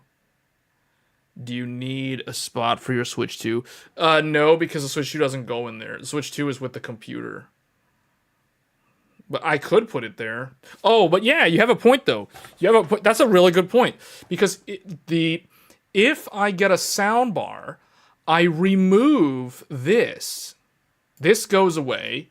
This will actually not go away. This will just probably get replaced with another woofer that goes with the soundbar. This goes away, and this goes away in favor of a soundbar, which will sit right under the TV. Ideally, it'll be around the same size as of the TV.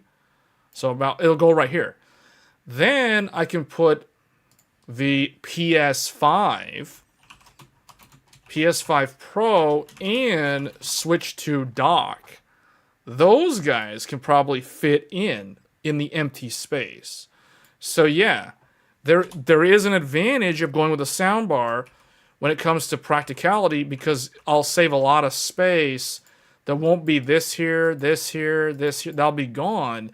So in particular, this space will be opened up, because that hi-fi shelf system, it's so tall that I have to turn it on its. It literally lays 90 degrees on its side to fit in that space. So once that's gone, that's gone. Actually, the way I had it set up, I might make a members only video. If you guys want to see behind the scenes, if you're a member of the channel, I might actually make kind of like a progress mini video series regarding this upgrade my home theater, blah, blah, blah, that kind of thing. If you're interested in behind the scenes content. Because currently, I actually put the PS4 Pro is actually sitting on the table, on this little table thing, in front of the left speaker. And the PS3 is in front of the right speaker.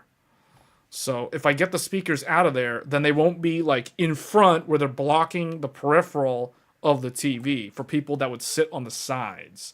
You know what I'm saying?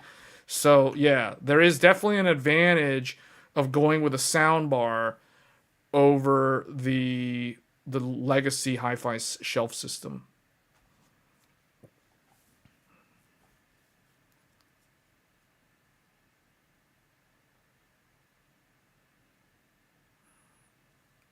No, the soundbar shouldn't be taller than the TV. Oh no, the soundbar shouldn't go above like here. It should go right under the TV. I don't want a big tall soundbar. A reasonably priced soundbar that will not disappoint sonically is the Ultimia Positron M60 comes with a surprisingly effective sub and a well-appointed remote.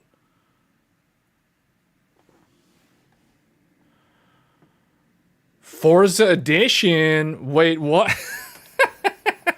What? Oh my goodness. Yeah, so that's the thing. I gotta figure out what to do about all of this. I think I'm gonna have to do a lot of research because I don't even know what TV to get. All I know is I want a TV.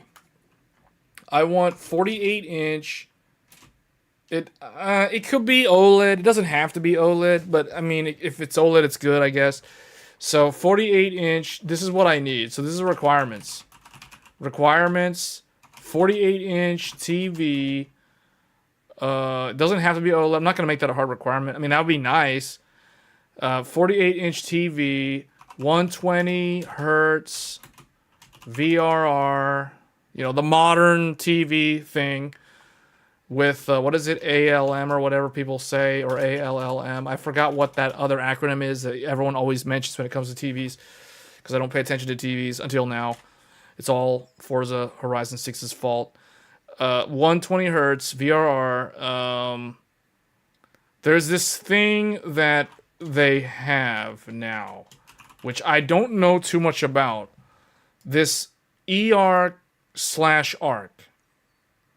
This thing. It has to have, like, this thing. Whatever this is for. I think this has something to do with the soundbar. But anyway, like, this thing is needed, I guess. And then, it needs to have, like, I guess, 4x HDMI ports. With at least 2 that have HDMI 2.1. HDMI 2.1. You know, I think 120 hertz VRR is actually the HDMI 2.1, but I can't forget.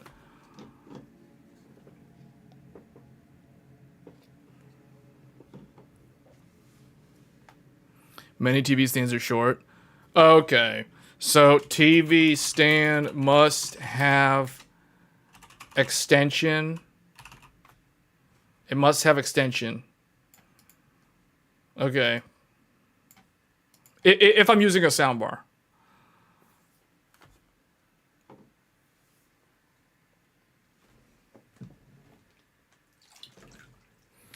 So, that's something to look into. So, you're saying don't get an OLED?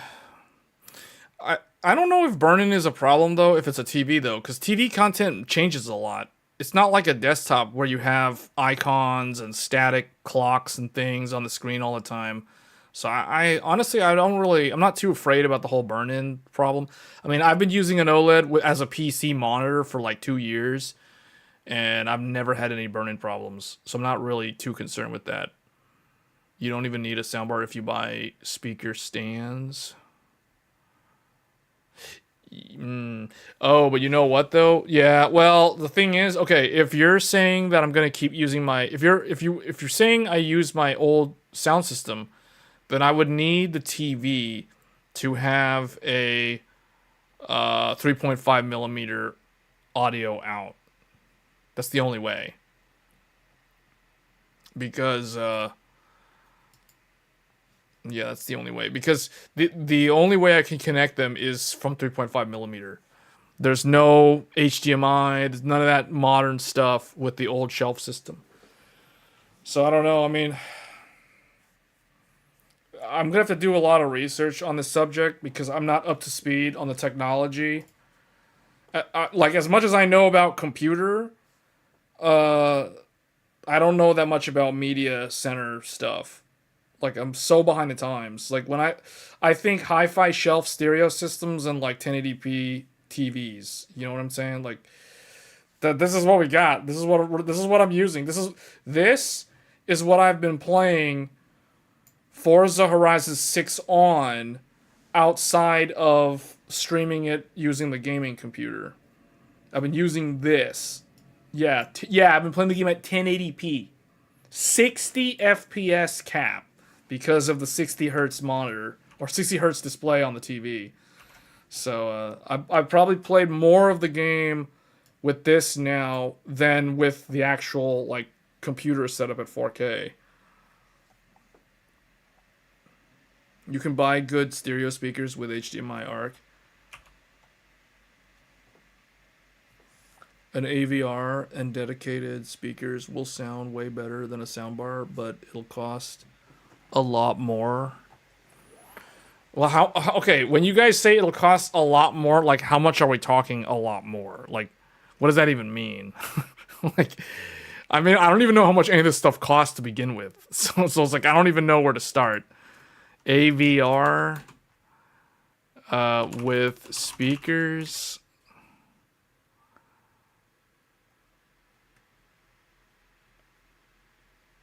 $2,000? Yeah, no, we're not doing that. We're not doing that. Oh yeah, no, no, no.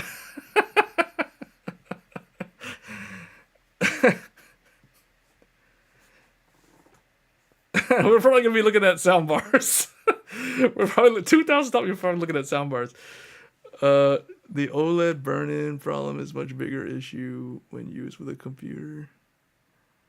The best is 100% OLED TV, but if you're going mini LED because the price go with TCL, they're new. I mean, like how much is that type of TV though?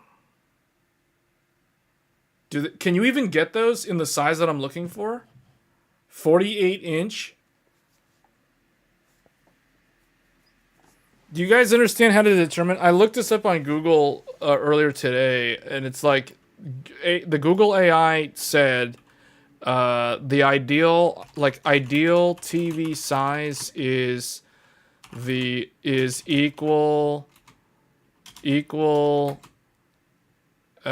the number.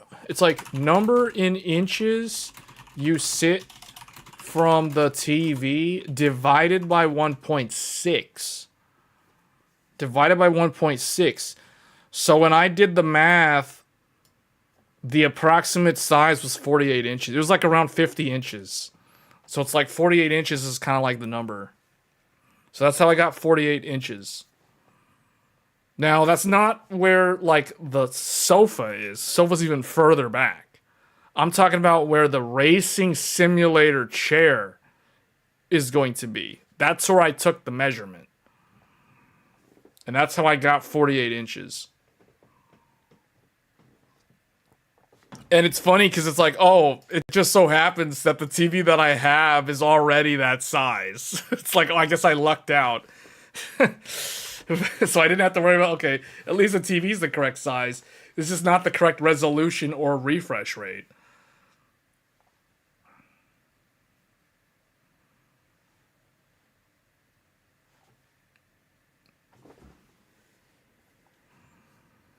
You're saying the TV gets a good soundbar sub combo that's perfect for the job?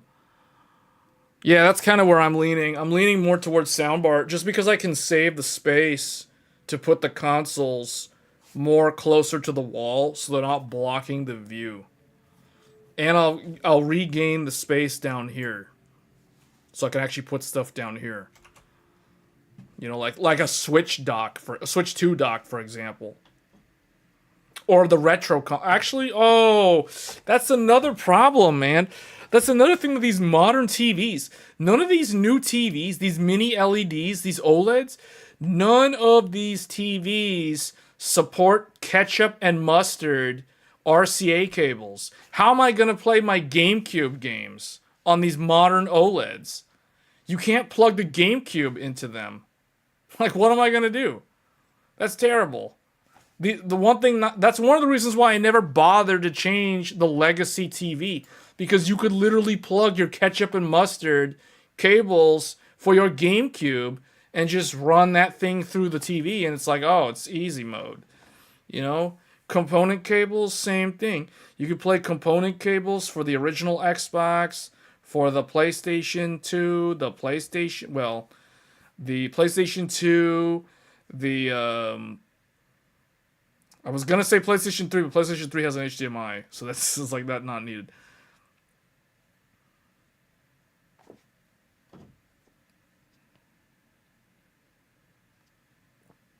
GameCube games.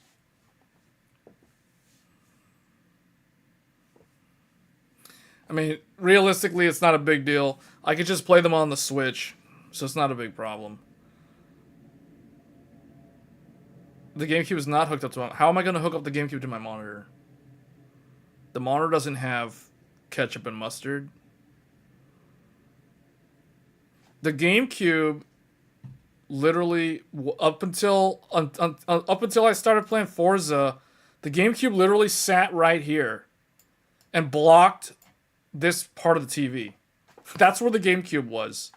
Until I started playing Forza. When I started playing Forza, I took the GameCube, I disconnected it, and I put it on a shelf off to the side. There's a bookshelf right here.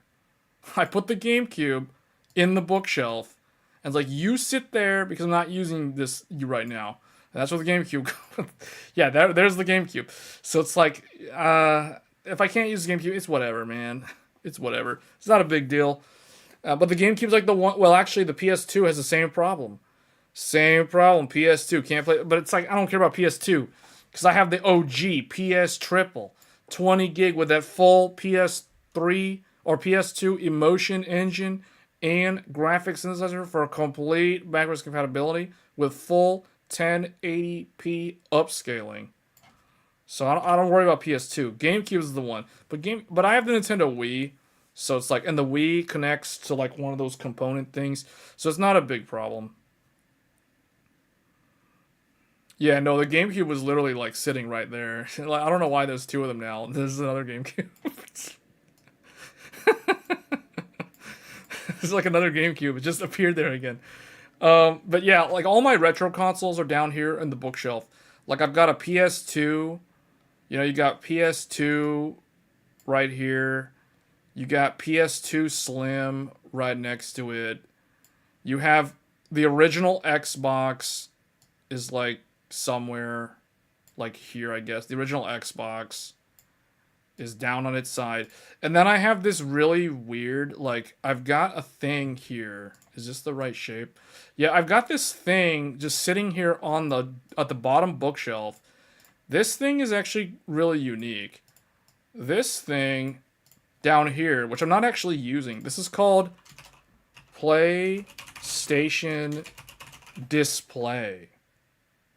PlayStation 3D Display. This is the thing that came with the 3D glasses.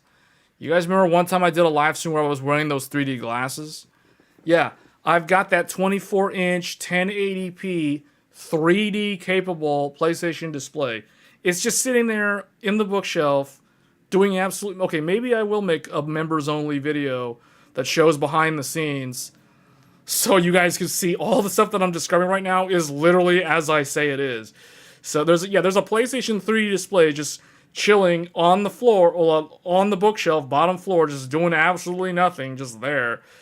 So it's like soon the hi-fi system will be joining it. Probably at some point, I don't know, because I can't use a 3.5 millimeter jack with modern TVs, which basically means the shelf system is going to get shelved.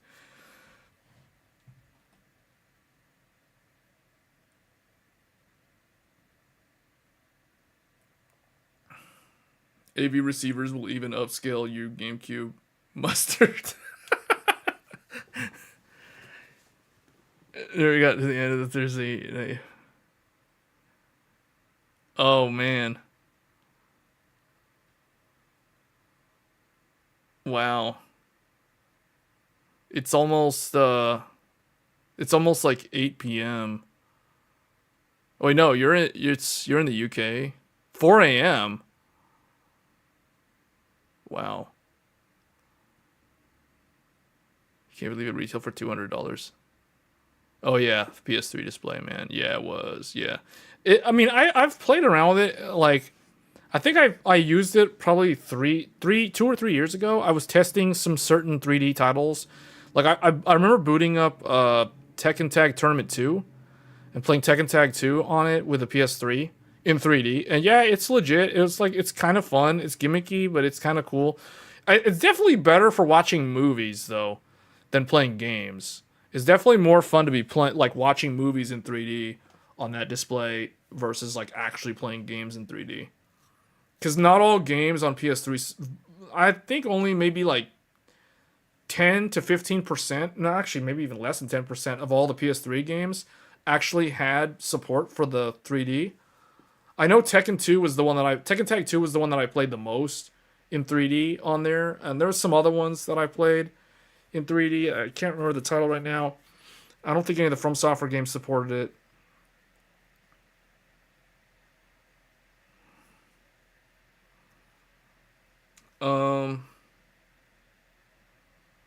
But yeah, I guess 48 inches is what I'm going to target. I'm just going to target the same size. If I go with a larger TV, it'll introduce a whole nother variable that I don't want to deal with. Like, if I go with a bigger TV, like if I go with, for example, like if I go with like a 55 inch, a 55 inch would make it harder to like figure out what I can put on the table next to the TV. So I'm just gonna stick with 48 inches. Unless you guys have like a really, really good TV recommendation that you can vouch for, like you basically know it's good, great picture quality, etc., all that stuff. But I'm kind of sticking with 48 inches for now in terms of the TV size, physical size. I'm probably gonna do the TV first, and then once I like that, then I'll consider the soundbar. But either way, like it's gonna come down to how good the built-in speakers on the TV are. If the TV's built-in speakers are good enough, I'll probably just use that and remove the shelf system. Although the shelf system is pretty good, man. The shelf system, I'm not gonna lie, this old hi-fi system is quite good. Can you put your TV on the wall? I could, but I don't want to. I would rather not mount it on the wall. I don't want to drill the holes. I don't want to put and run the cable through the wall and all that stuff. I don't really want to do that.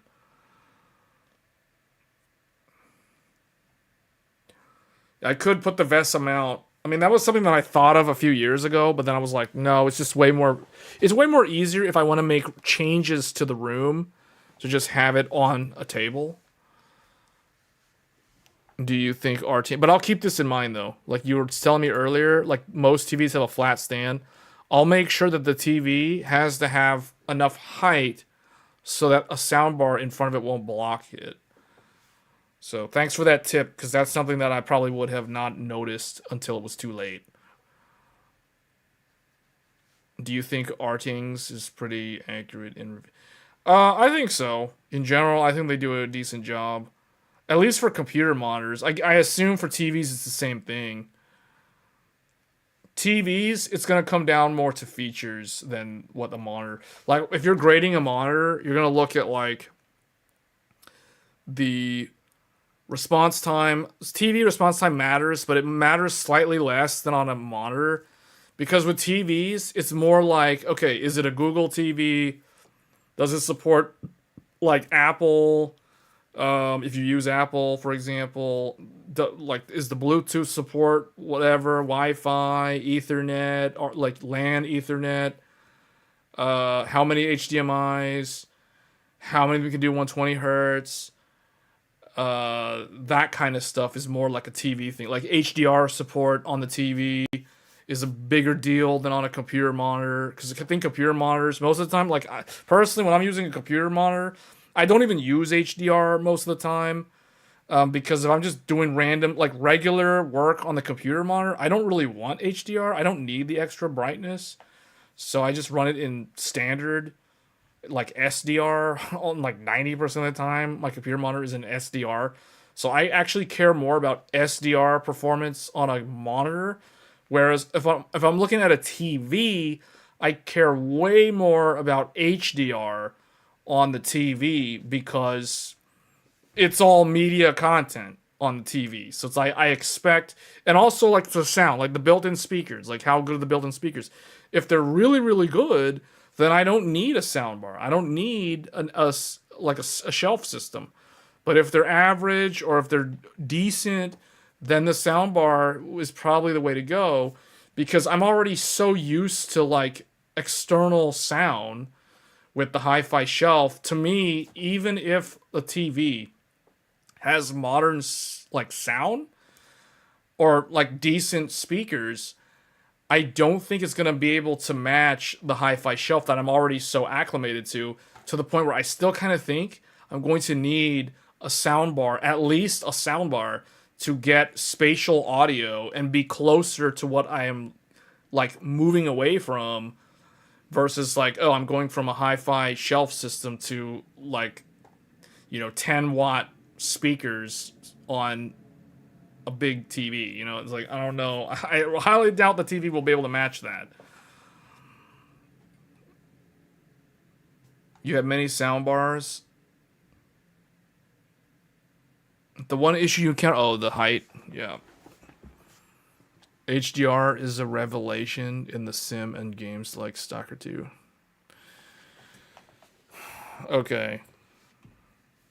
Yeah, well, I mean, okay, I think it was good discussing this, because now I have some idea of what I'm looking for with this. I guess that just leaves the racing sim thing. I think I'm already kind of knowing what I need to get there. The what was that thing? Can't remember what it was called. It was like a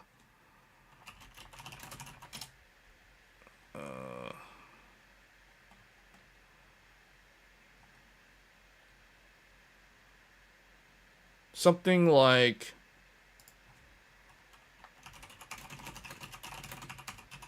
a foldable chair thing.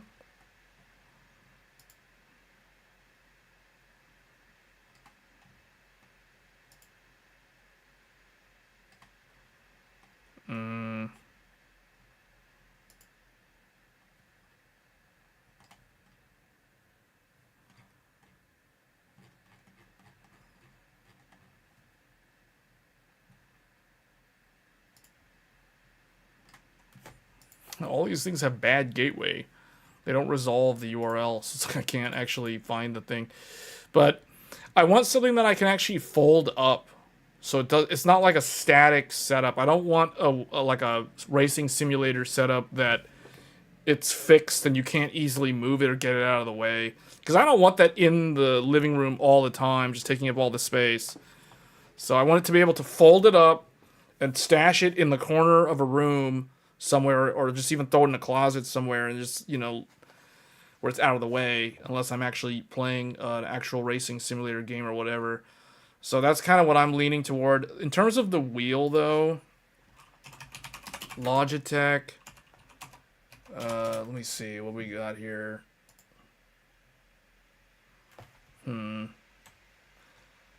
So for those of you that have a good wheel, I was thinking something like this. Oh, I'm not even sharing the screen, no wonder. Like this thing. Logitech G923. Basically, this. So that I don't have to disable memory integrity on my Windows 11 PC. And it keep constantly spamming me with pop-ups saying, hey, your computer's less secure now. Why don't you turn back on memory integrity? So I might get this. I don't know. What do you... Oh, you have this. What are your thoughts on haptic motors for your sim racing rig? One step at a time, man. I'm going to first try to, like, get the actual, like, harness thing to sit, like the chair with the frame and mount the wheel, mount the pedals. I'm going to do that first and see if I like it. But I'm thinking this seems like a good successor to what I currently have. The other one was the predecessor to this. I think it was the G920 or the G29. Let me see what Logitech has here. Sim racing.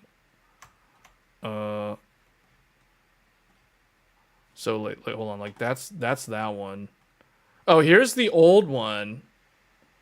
Yeah, this one. I was thinking of getting this. There's also the Microsoft one. So this is the PlayStation one. There's the Xbox one, which I'm trying to find that. I don't really know where it is right now. It's not really showing up. But you guys tell me, what do you guys think? Like those of you that have one. I'm leaning toward this. Only because you can get it. It's on sale because of the, like, I guess Forza. But actually, Best Buy has it for even cheaper right now. Oh, here it is. Wait, wow. This isn't even on sale. So it's like, why would... But anyway, this one literally looks like the one I have right now. Like the old legacy driving force that I have for the PS3, it still has the same orange thing right here. So that's very nostalgic. But the difference is the wheel that I have right now has a Gran Turismo logo. This one has a PlayStation logo. And then there's also the Xbox version, which I don't know where the picture is. Oh, because it's... Yeah, let's go here. Yeah, here we go. Xbox, Microsoft. It's got the Xbox button. So you can see... This one's got your... It's almost like it's got the Xbox Series X and Xbox One control layout. You got your A, B, X, Y. You know what I'm... It's like the opposite of Nintendo, where Nintendo does the B, A, Y, X. Or no, it's A, B, Y, X, I think. On Nintendo. It's like backwards. Xbox... No, Nintendo was first. Microsoft, like, flipped it around with Xbox, and that's kind of their thing. But... It's like you could either choose between this if you support Xbox, or you could choose this if you support PlayStation. Now, somebody was telling me that the PlayStation one is the way to go because both of them work on PC. The difference is if you use the PlayStation version on PC, you cannot bring up your Xbox. Like the Xbox game app, you can't bring it up on screen the way you can with the Microsoft version or with the Xbox version because you don't have the Xbox button. Whereas, like, if you're using this on PC, you press the Xbox button, it's literally the same as if you were... Wow, I don't actually have my Xbox controller on this table. I don't know what happened to it. It's literally if you have an Xbox Series X controller and you press the Xbox button on PC, it works the same way. So if you're really into the Xbox ecosystem, regardless of whether you play on PC or not, if you're really into the Xbox ecosystem, the Xbox version is probably the way to go. But the PlayStation, if you have a PlayStation 5, definitely the PlayStation 1 is the way to go. even if you play on PC, because you can still use this on PC. You just lose out on the Xbox Game App button. But if you connect this to a PlayStation 5, obviously now you have the PlayStation button, the option button, the share button. All those things map the same way as if it was on a DualSense controller. So, I don't know. At first I was looking at one of these. The fact that this is more expensive than the newer one, which is this one. This one, apparently they're out of stock for the Xbox Series X one. Gee, I wonder why they're out of stock for the Xbox Series X version of the wheel. Could it be because a certain game just recently came out? So I'd probably end up getting the PlayStation version, so that way, if I ever want to get into like Gran Turismo 7 sim racing, I mean, I could just use this with Gran Turismo 7. So I kind of think this might be the way to go. Check out Moza R5 Direct Drive. Hold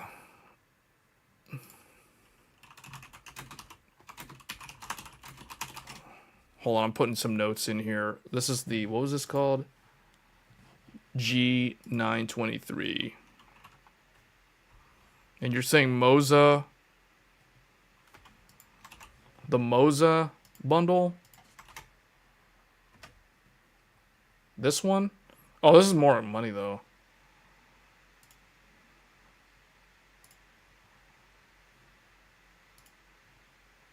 So this one, okay. It's got buttons that I don't recognize. What is P? Is P like the e-brake? Parking brake? R is reverse or something? Is this for like transmission controls?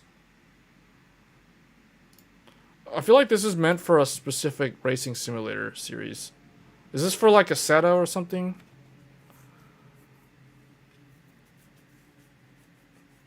For pit limiter, what does that do? I don't even know what that does. It's $100 more, but is it really that much better though? Home menu. What is this? Is this for a specific game?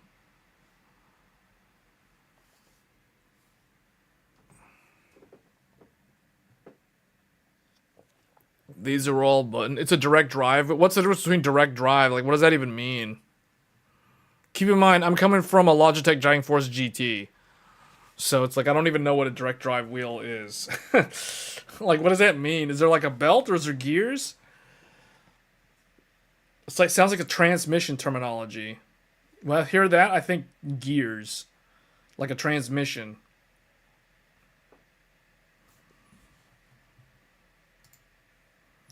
Hold on, this one. So this, for $400, you get the wheel and you get an accelerator and a brake. So you don't get a clutch pedal, but I guess you don't really need the clutch pedal. You just use the paddle shifters. I mean, personally, that's what I would do anyway. I would use the paddle shifters. And that's pretty much the same with this. This comes with a clutch pedal. Ooh, that's new, because my driving force doesn't have a clutch pedal. It just has the brake and the gas. It doesn't have that. It looks a lot like this, though.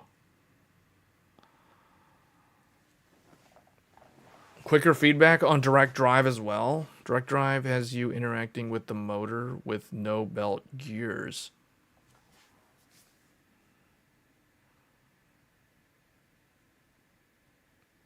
It will make it more realistic. If you know turntables. R9 V2 is good. Wait, you're saying that? But aren't you in the same boat as me? You also need to get a wheel? So it's like, how do you know?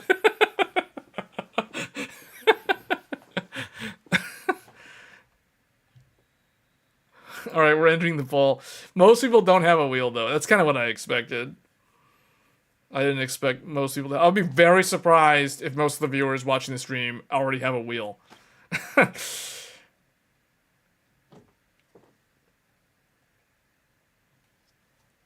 R9 V2? R9, what is that? This is like another, that's like a higher end of this.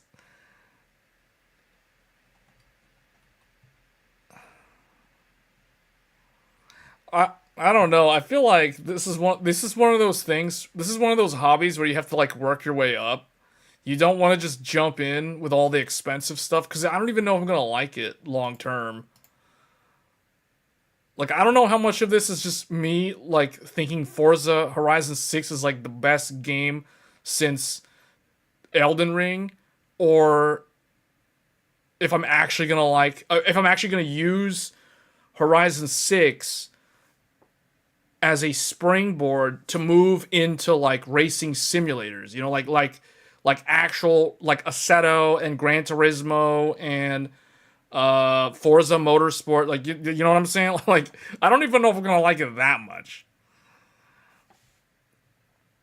You know what I mean? So it's like I don't know, but yeah, I kind of think I need to see if there is a demo of this somewhere. Let me see.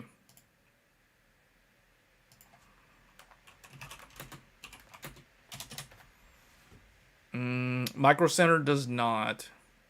Let me see, actually, do they carry it? Micro Center normally does have the Moza R5. They do have it. They're just completely sold out. I wonder why they're completely sold out of the Moza direct drive, because I'm pretty sure they weren't sold out a week ago or a month ago. I wonder what happened. Like, where did all the Moza direct drive motors go? Where did all... could it be the same scenario with the RAM and the SSDs? Instead of the AI companies gobbling up all the RAM, did all the Forza people gobble up all the Moza direct drive racing bundles? Because they had a bundle. Yeah, Micro Center literally had this bundle. They don't have it in stock now. It's completely sold out. It's like sold out nationwide. Like you can't get one in any Micro Center right now. They're all sold out. Wow.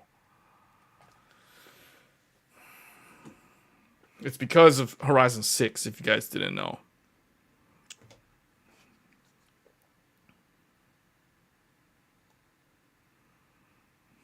So, I don't know. We're going to have to... Micro Center has a demo? Okay, I might have to look into that. Yeah. Okay. Let me see something here. This is a Moza R5. Where is it? Oh, it's on the list. But oh wait, no. Uh-oh, Moza. If you are missing Forza feedback functionality on a Moza that typically supports this feature, please see the multi-USB support. Oh, dude, people connecting wheels to a USB hub are automatically doing it wrong. Everyone knows for something like this, you plug it straight into the back of your computer. You plug it into the motherboard directly for no latency. You don't plug this into a USB hub. If you don't have enough, if you're using an actual like racing sim setup and your USB cable can't reach to the computer, you don't plug it into a USB hub. You plug it into a USB extension cable. That is the correct answer. That's a multiple choice question. It's like, which of the following is the correct way to connect your Moza wheel to your PC for Horizon 6 in the event the cable cannot reach? It's like A, USB hub. B, give up and quit. C, USB extension cable.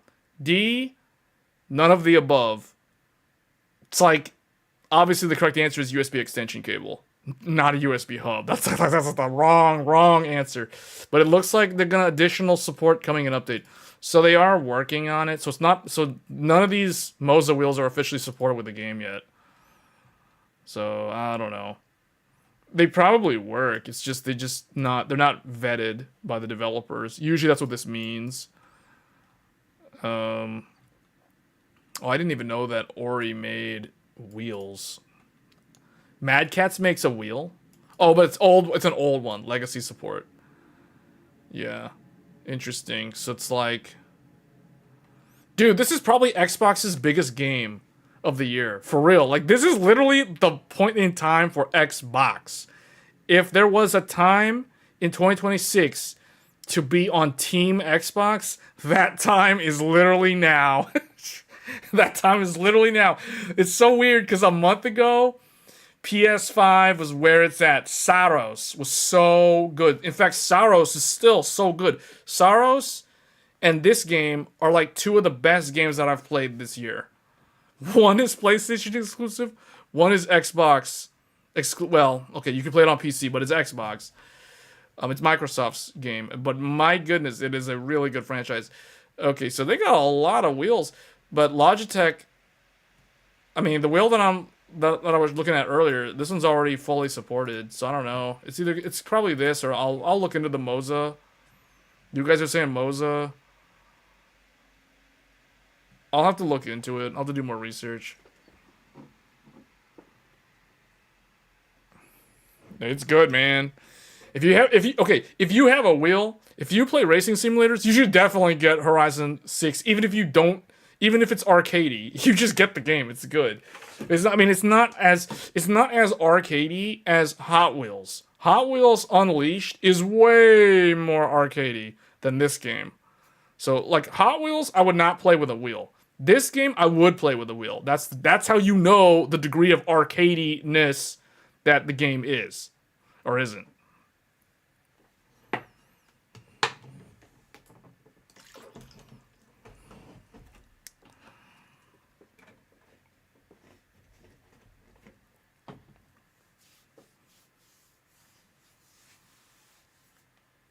You don't care for weapon or for racing games where your car doesn't have weapons? Hey, the game has like a PUBG, a Battle Royale mode. I mean, there's no guns, but it's hilarious. It's hilarious that there's actually a Battle Royale multiplayer mode in Horizon 6. I don't know which Horizon they started that with. Probably Horizon 4, if I had to guess. But man, okay. It's like, whoa, they got Battle Royale in here.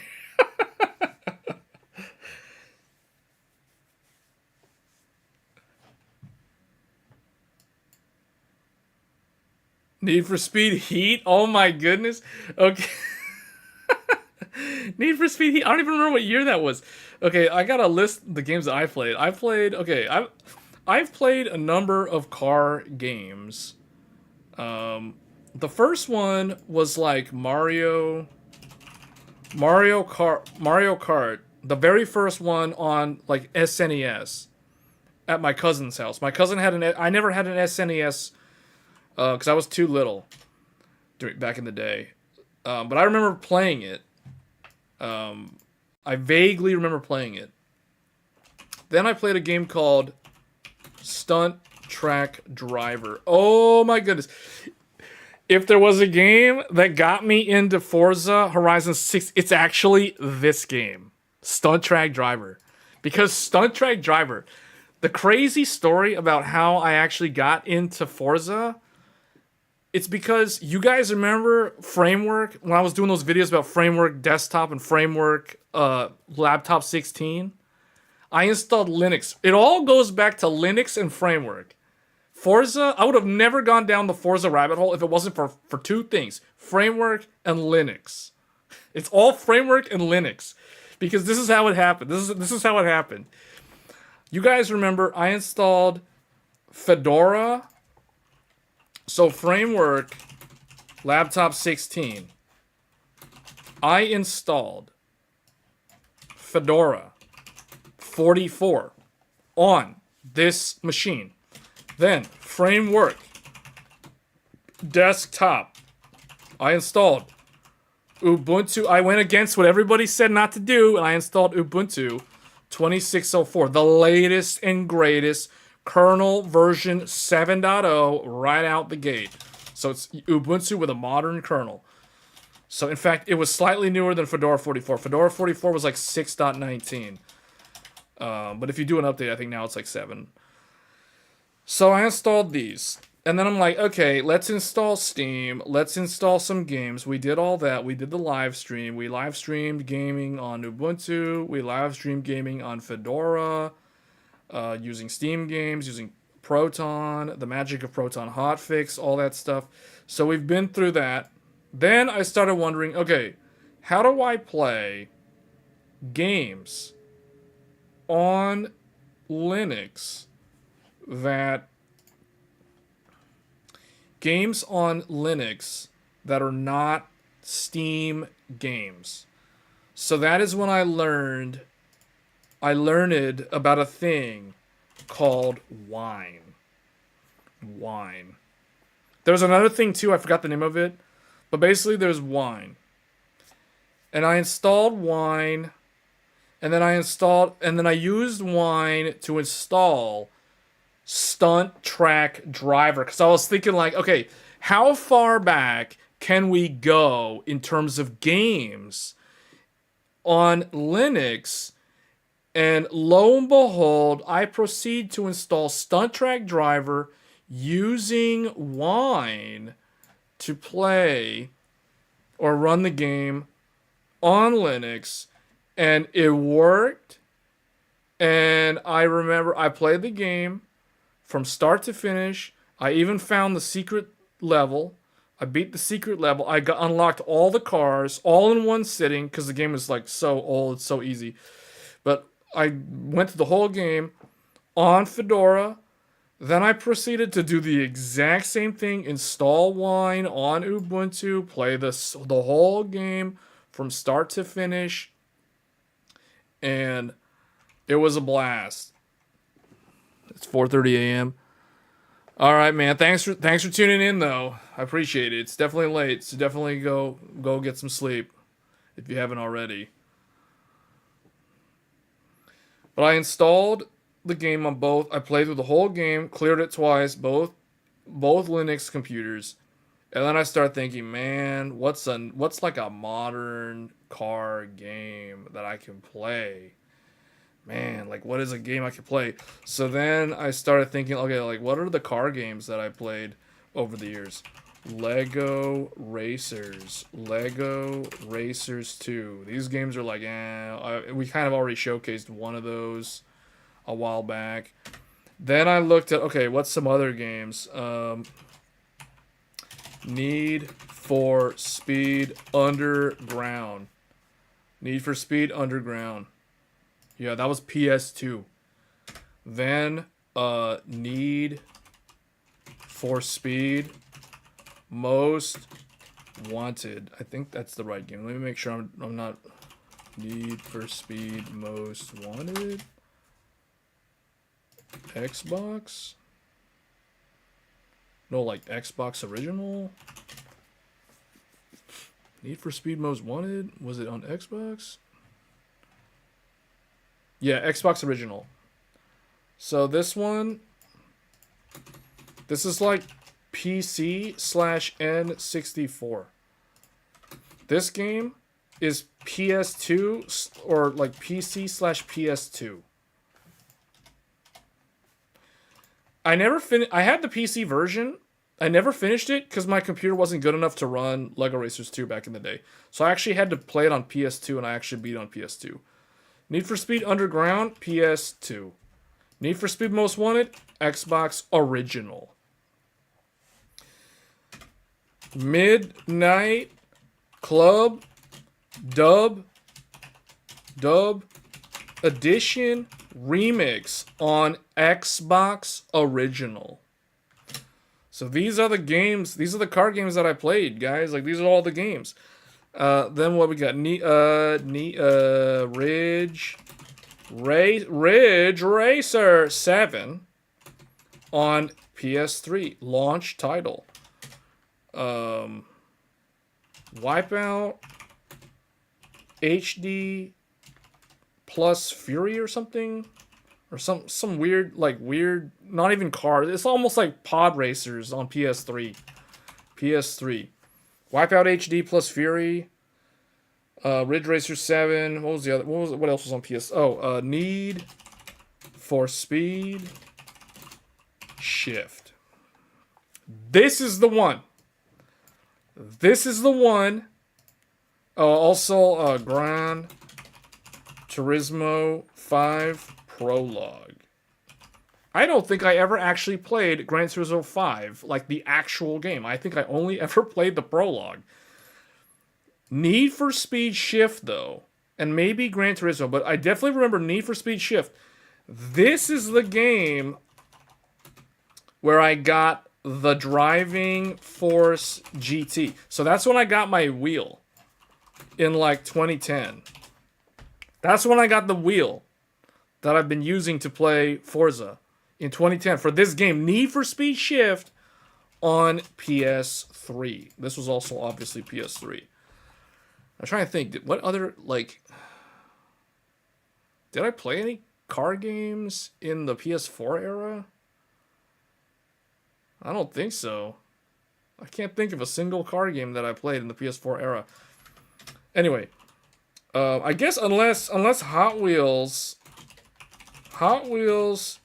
Unleashed. This was, I think Hot Wheels Unleashed is on PS4, but I played it on PC. This is like, you know, I guess it's on PS4. Hold on, let me see.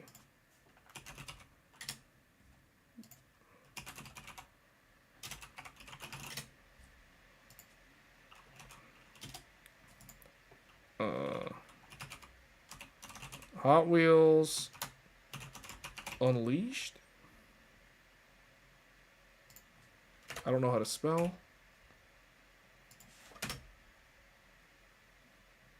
Is it 2 words? Oh, it is. Okay. Oh, that game is on everything, man. Hot Wheels Unleashed is on Stadia? What?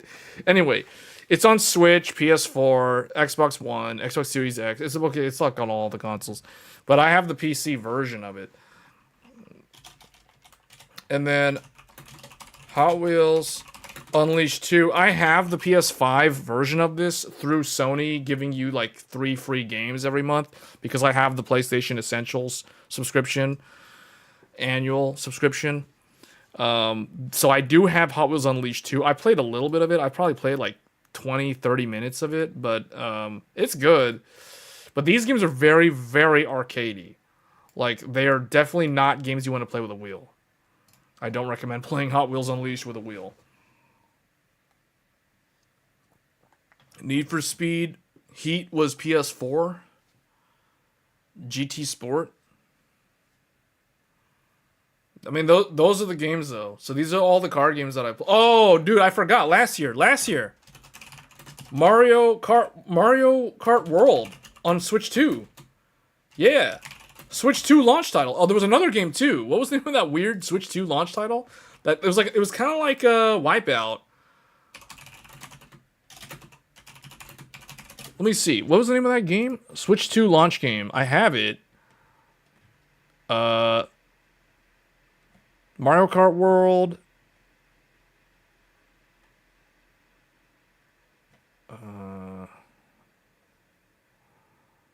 Fast Fusion. Switch 2 launch title. Yeah. These are the games. Those are all the games, man. That's it. Oh, Mario. Oh, hold on. There's another one. Oh my goodness, this is gonna mess up the whole thing. Luckily, I didn't close this. There is one other game in here. Where is it?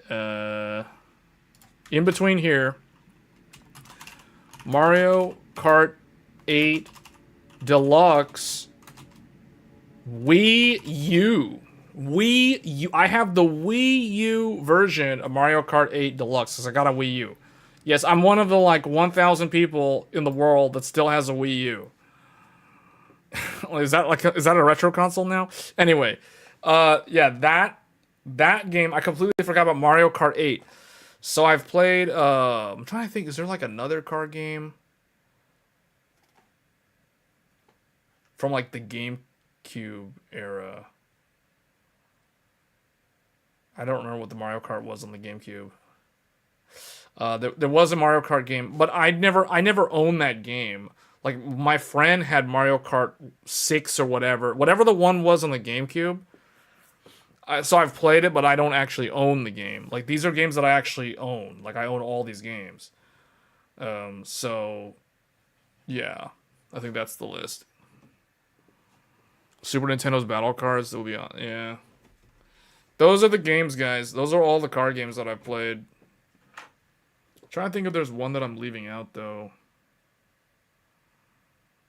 Lego Racers 2. Actually, hold on. I can just bring it. Where's Steam? I probably have more on Steam that I completely forgot about. Yeah, Dirt Showdown. Dirt Showdown and Rocket League. Yeah, Rocket League is a card. Okay, Rocket League. I mean, okay, Dirt Showdown and Rocket League. Those are the other card games that I have. Dirt Showdown I got for free from buying some graphics card back in the day. It was like one of those AMD or Nvidia like free game or whatever. That's how I got Dirt Showdown. And then Rocket League is just Rocket League. So that's the list. I forgot. Yeah, MotorStorm. MotorStorm Pacific Rift. Dirt Showdown. It's actually spelled like this. I don't know why they spelled it that way. Dirt Showdown and Rocket League. There. I knew I was leaving something out. I was like, there's a game from like an older generation, like PS3 or something. It was MotorStorm Pacific Rift. That was the other game. So those are all the car games that I've played. I never owned the original MotorStorm, which I think was a launch title. I regret not actually getting that game, but I did. I got Pacific Rift because Pacific Rift, this game, came bundled. Remember when we were talking about the PlayStation 3D display? MotorStorm Pacific Rift was bundled with the PlayStation 3D display. So I remember playing Pacific Rift in 3D. That game in 3D looked so good. So yeah. It's funny we were talking about the 3D display, and it's like now we've come full circle because it's like, yeah, the game that was bundled with the 3D display is one of the car games, is one of the driving games.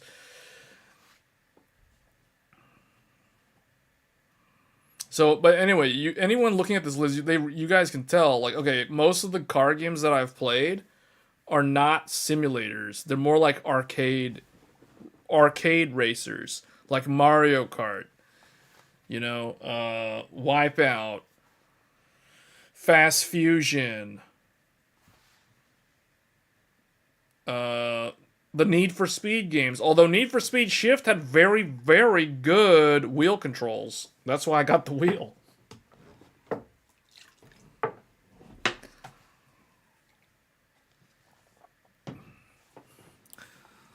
Alright, guys. Well, I think that's it. I'm going to have to do some research on these wheels that you guys were mentioning.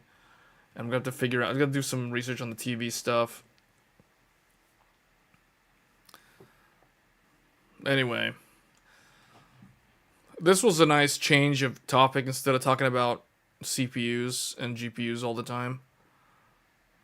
Oh, I completely forgot about the consoles, but I guess we can talk about that next week. There was some news about the consoles. But I guess we could talk about that next time. Mainly the thing I was going to talk about was the RAM. The RAM and the SSD sizes that might change in the upcoming consoles, next-gen consoles, because of the memory component shortage that is persisting. Xbox Helix, yeah, we'll talk about it next time. There's less to say about the Microsoft console, although the Microsoft console is probably the more interesting console.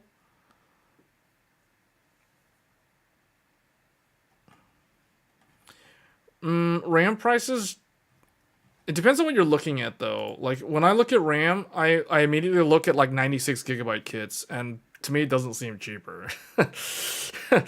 So, but I only look at, like, 48 gig, 8000, and they've got to be QDIMM. QDIMM, 48 gig, DDR5 8000, and 96 gig, DDR5 64 or 6000, and none of that stuff looks cheap. So it's like, yeah, if the prices went down, I didn't notice it.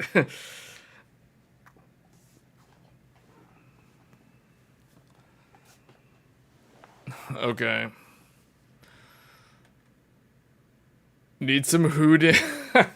Yeah, that's yeah.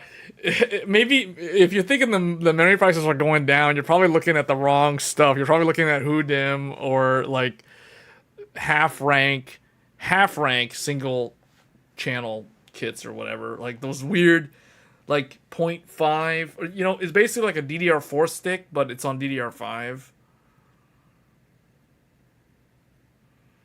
I'm not set up to stream Forza though. We're not on the correct computer for that.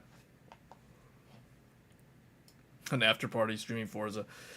Well, I gotta do some research on what to do about my home theater setup. I mean, I have some ideas now after listening to the viewers in the chat, what to look for. The main thing I gotta remember is the TV has to have an extension stand so the soundbar doesn't block it. Regardless of whether I get a soundbar or not, I am going to make sure that the TV has to have that ability. Because if I ever want to get one in the future, then it needs to be able to accommodate that. So that's one thing I learned from this stream. I still don't know fully like this stuff. I need to figure that out. 120 hertz VRR. The only reason why I know 120 hertz VRR is because of Digital Foundry. Digital Foundry keeps making a big deal about 120 hertz VRR, man. Consoles, 120 hertz VRR. And I'm thinking like, man, I've been using my console with a capture card on my PC, fused to my PC for years. I am so out of the loop when it comes to hooking up a console to an actual TV. It's just like, thanks to Digital Foundry, it's like, okay, 120 hertz VRR. That's the one thing I remember from Digital Foundry is like 120 hertz VRR on a console, so on a TV for a console. So it's like, and the PC. So it's like, okay. So that's what I learned. 120 hertz VRR for a console or PC when you're hooking up to a 4K TV. And then for 4K, it's like 4K, man. 4K is where it's at. Nothing else matters. 1440p is trash. Who cares about 1440p? Obviously, like media, like movie makers, media production people, all those people only focus on 4K. All the enthusiasts, big YouTube channels, when they show the benchmarks, 4K is where they always spend most of the talking time and all that stuff. Unless they're talking about like low-end GPUs, then they talk about 1440p. If they're talking mid-range, like 5060 Ti, then they'll make a big stink about 1440p. But truly, 4K is what matters. That's where all the TVs shine. That's where OLED shines. Let's be honest, that's where OLED shines. Yeah, so it's gonna be 4K TV, obviously, 120 hertz, VRR, eARC/ARC, and I'm not talking about Intel GPUs. HDMI ports, lots of HDMI ports, HDMI 2.1 extension, and compatibility with soundbars. I gotta figure out how that works. 48 inches. 48 inches. Maybe 55, but 48 inches for now. Sounds like a good size for the room. That's basically what's in there right now. So, alright guys, I think that's going to do it for this episode of Tech Thursdays. We'll be back this weekend with more Forza Horizon 6. Like, that's literally the only game. There's like nothing else. None of the other games matter. When does that James Bond game come out? I completely forgot about it. 007 First Light. I don't even know what the release date is. First Light is scheduled to launch worldwide on May 20. Okay, so it's next week. Okay. Yeah, I'm gonna have to look more into that game. That is a game that I'm not that interested in. To be honest, it's not the type of game that I get excited for. It's kind of crazy saying that because Forza Horizon 6 was a game that I also was not super hyped for. But I was hyped for Forza more than the James Bond game, like 007, because I actually put Forza on my calendar. I did not put 007 on my calendar. That's why I didn't know when the release date was. That tells you how interested I am in the game. I'll have to look into it more because I may consider it. It depends on what games are coming out in June, though. There is something that we will be covering in June. It depends on if there's too much overlap. The other thing, too, is there's another game that I haven't even gotten a chance to play yet, which is Monster Hunter Stories 3, the RPG. I never even played it. I have the game, and I never even installed it. Like, at all. Like, it's like that game literally got skipped over completely. So, it's either going to be that, or Forza, or 007. And out of the three of them, currently right now, I'm leaning more toward Forza, because Forza's compelling me to spend all this money on upgrading a home theater system. So obviously Forza's going to carry around a lot of weight compared to the other two games. But anyway, guys, that's going to be it for this episode of Tech Thursdays. If you're new to the channel and you like these weird, off the beaten path, open discussions about computer hardware and all things gaming and PC DIY, and apparently now home theater setups and home lab setups, because we talked about home lab in the past. Now we're talking about home theater. So we kind of cover it all randomly. And it's interesting because the games kind of dictate how some of these discussion topics go. I've realized that now. Because, Horizon 6 is a keen example. That game has compelled me to now focus on home theater, which is something that I was never planning on doing. So, You can also buy a new TV stand with a TV arm. You can put the TV on the TV stand arm and have more clearance, and TV looks like it's on the wall. okay, I think I know what you're talking about. I think I've seen... Yeah. So you're talking about the black, like, metal frame thing that has, like, a VESA mount. But the frame itself mounts to the backside of the table stand, or the TV stand. Okay. So that's another thing I can look into doing. So the only thing about that, though, is if I'm going to build out a sim racing setup, the way I envision this going is the sim racing setup is going to kind of be like a car chair. So you're going to be kind of like seated lower to the floor rather than like on a chair that's elevated all the way up at normal sitting height. So I wonder if the arm would make the TV sit too high up from where I'd be sitting in the sim racer.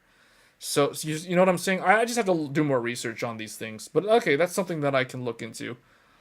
Like an actual, like a arm with a VESA mount for the TV. Okay.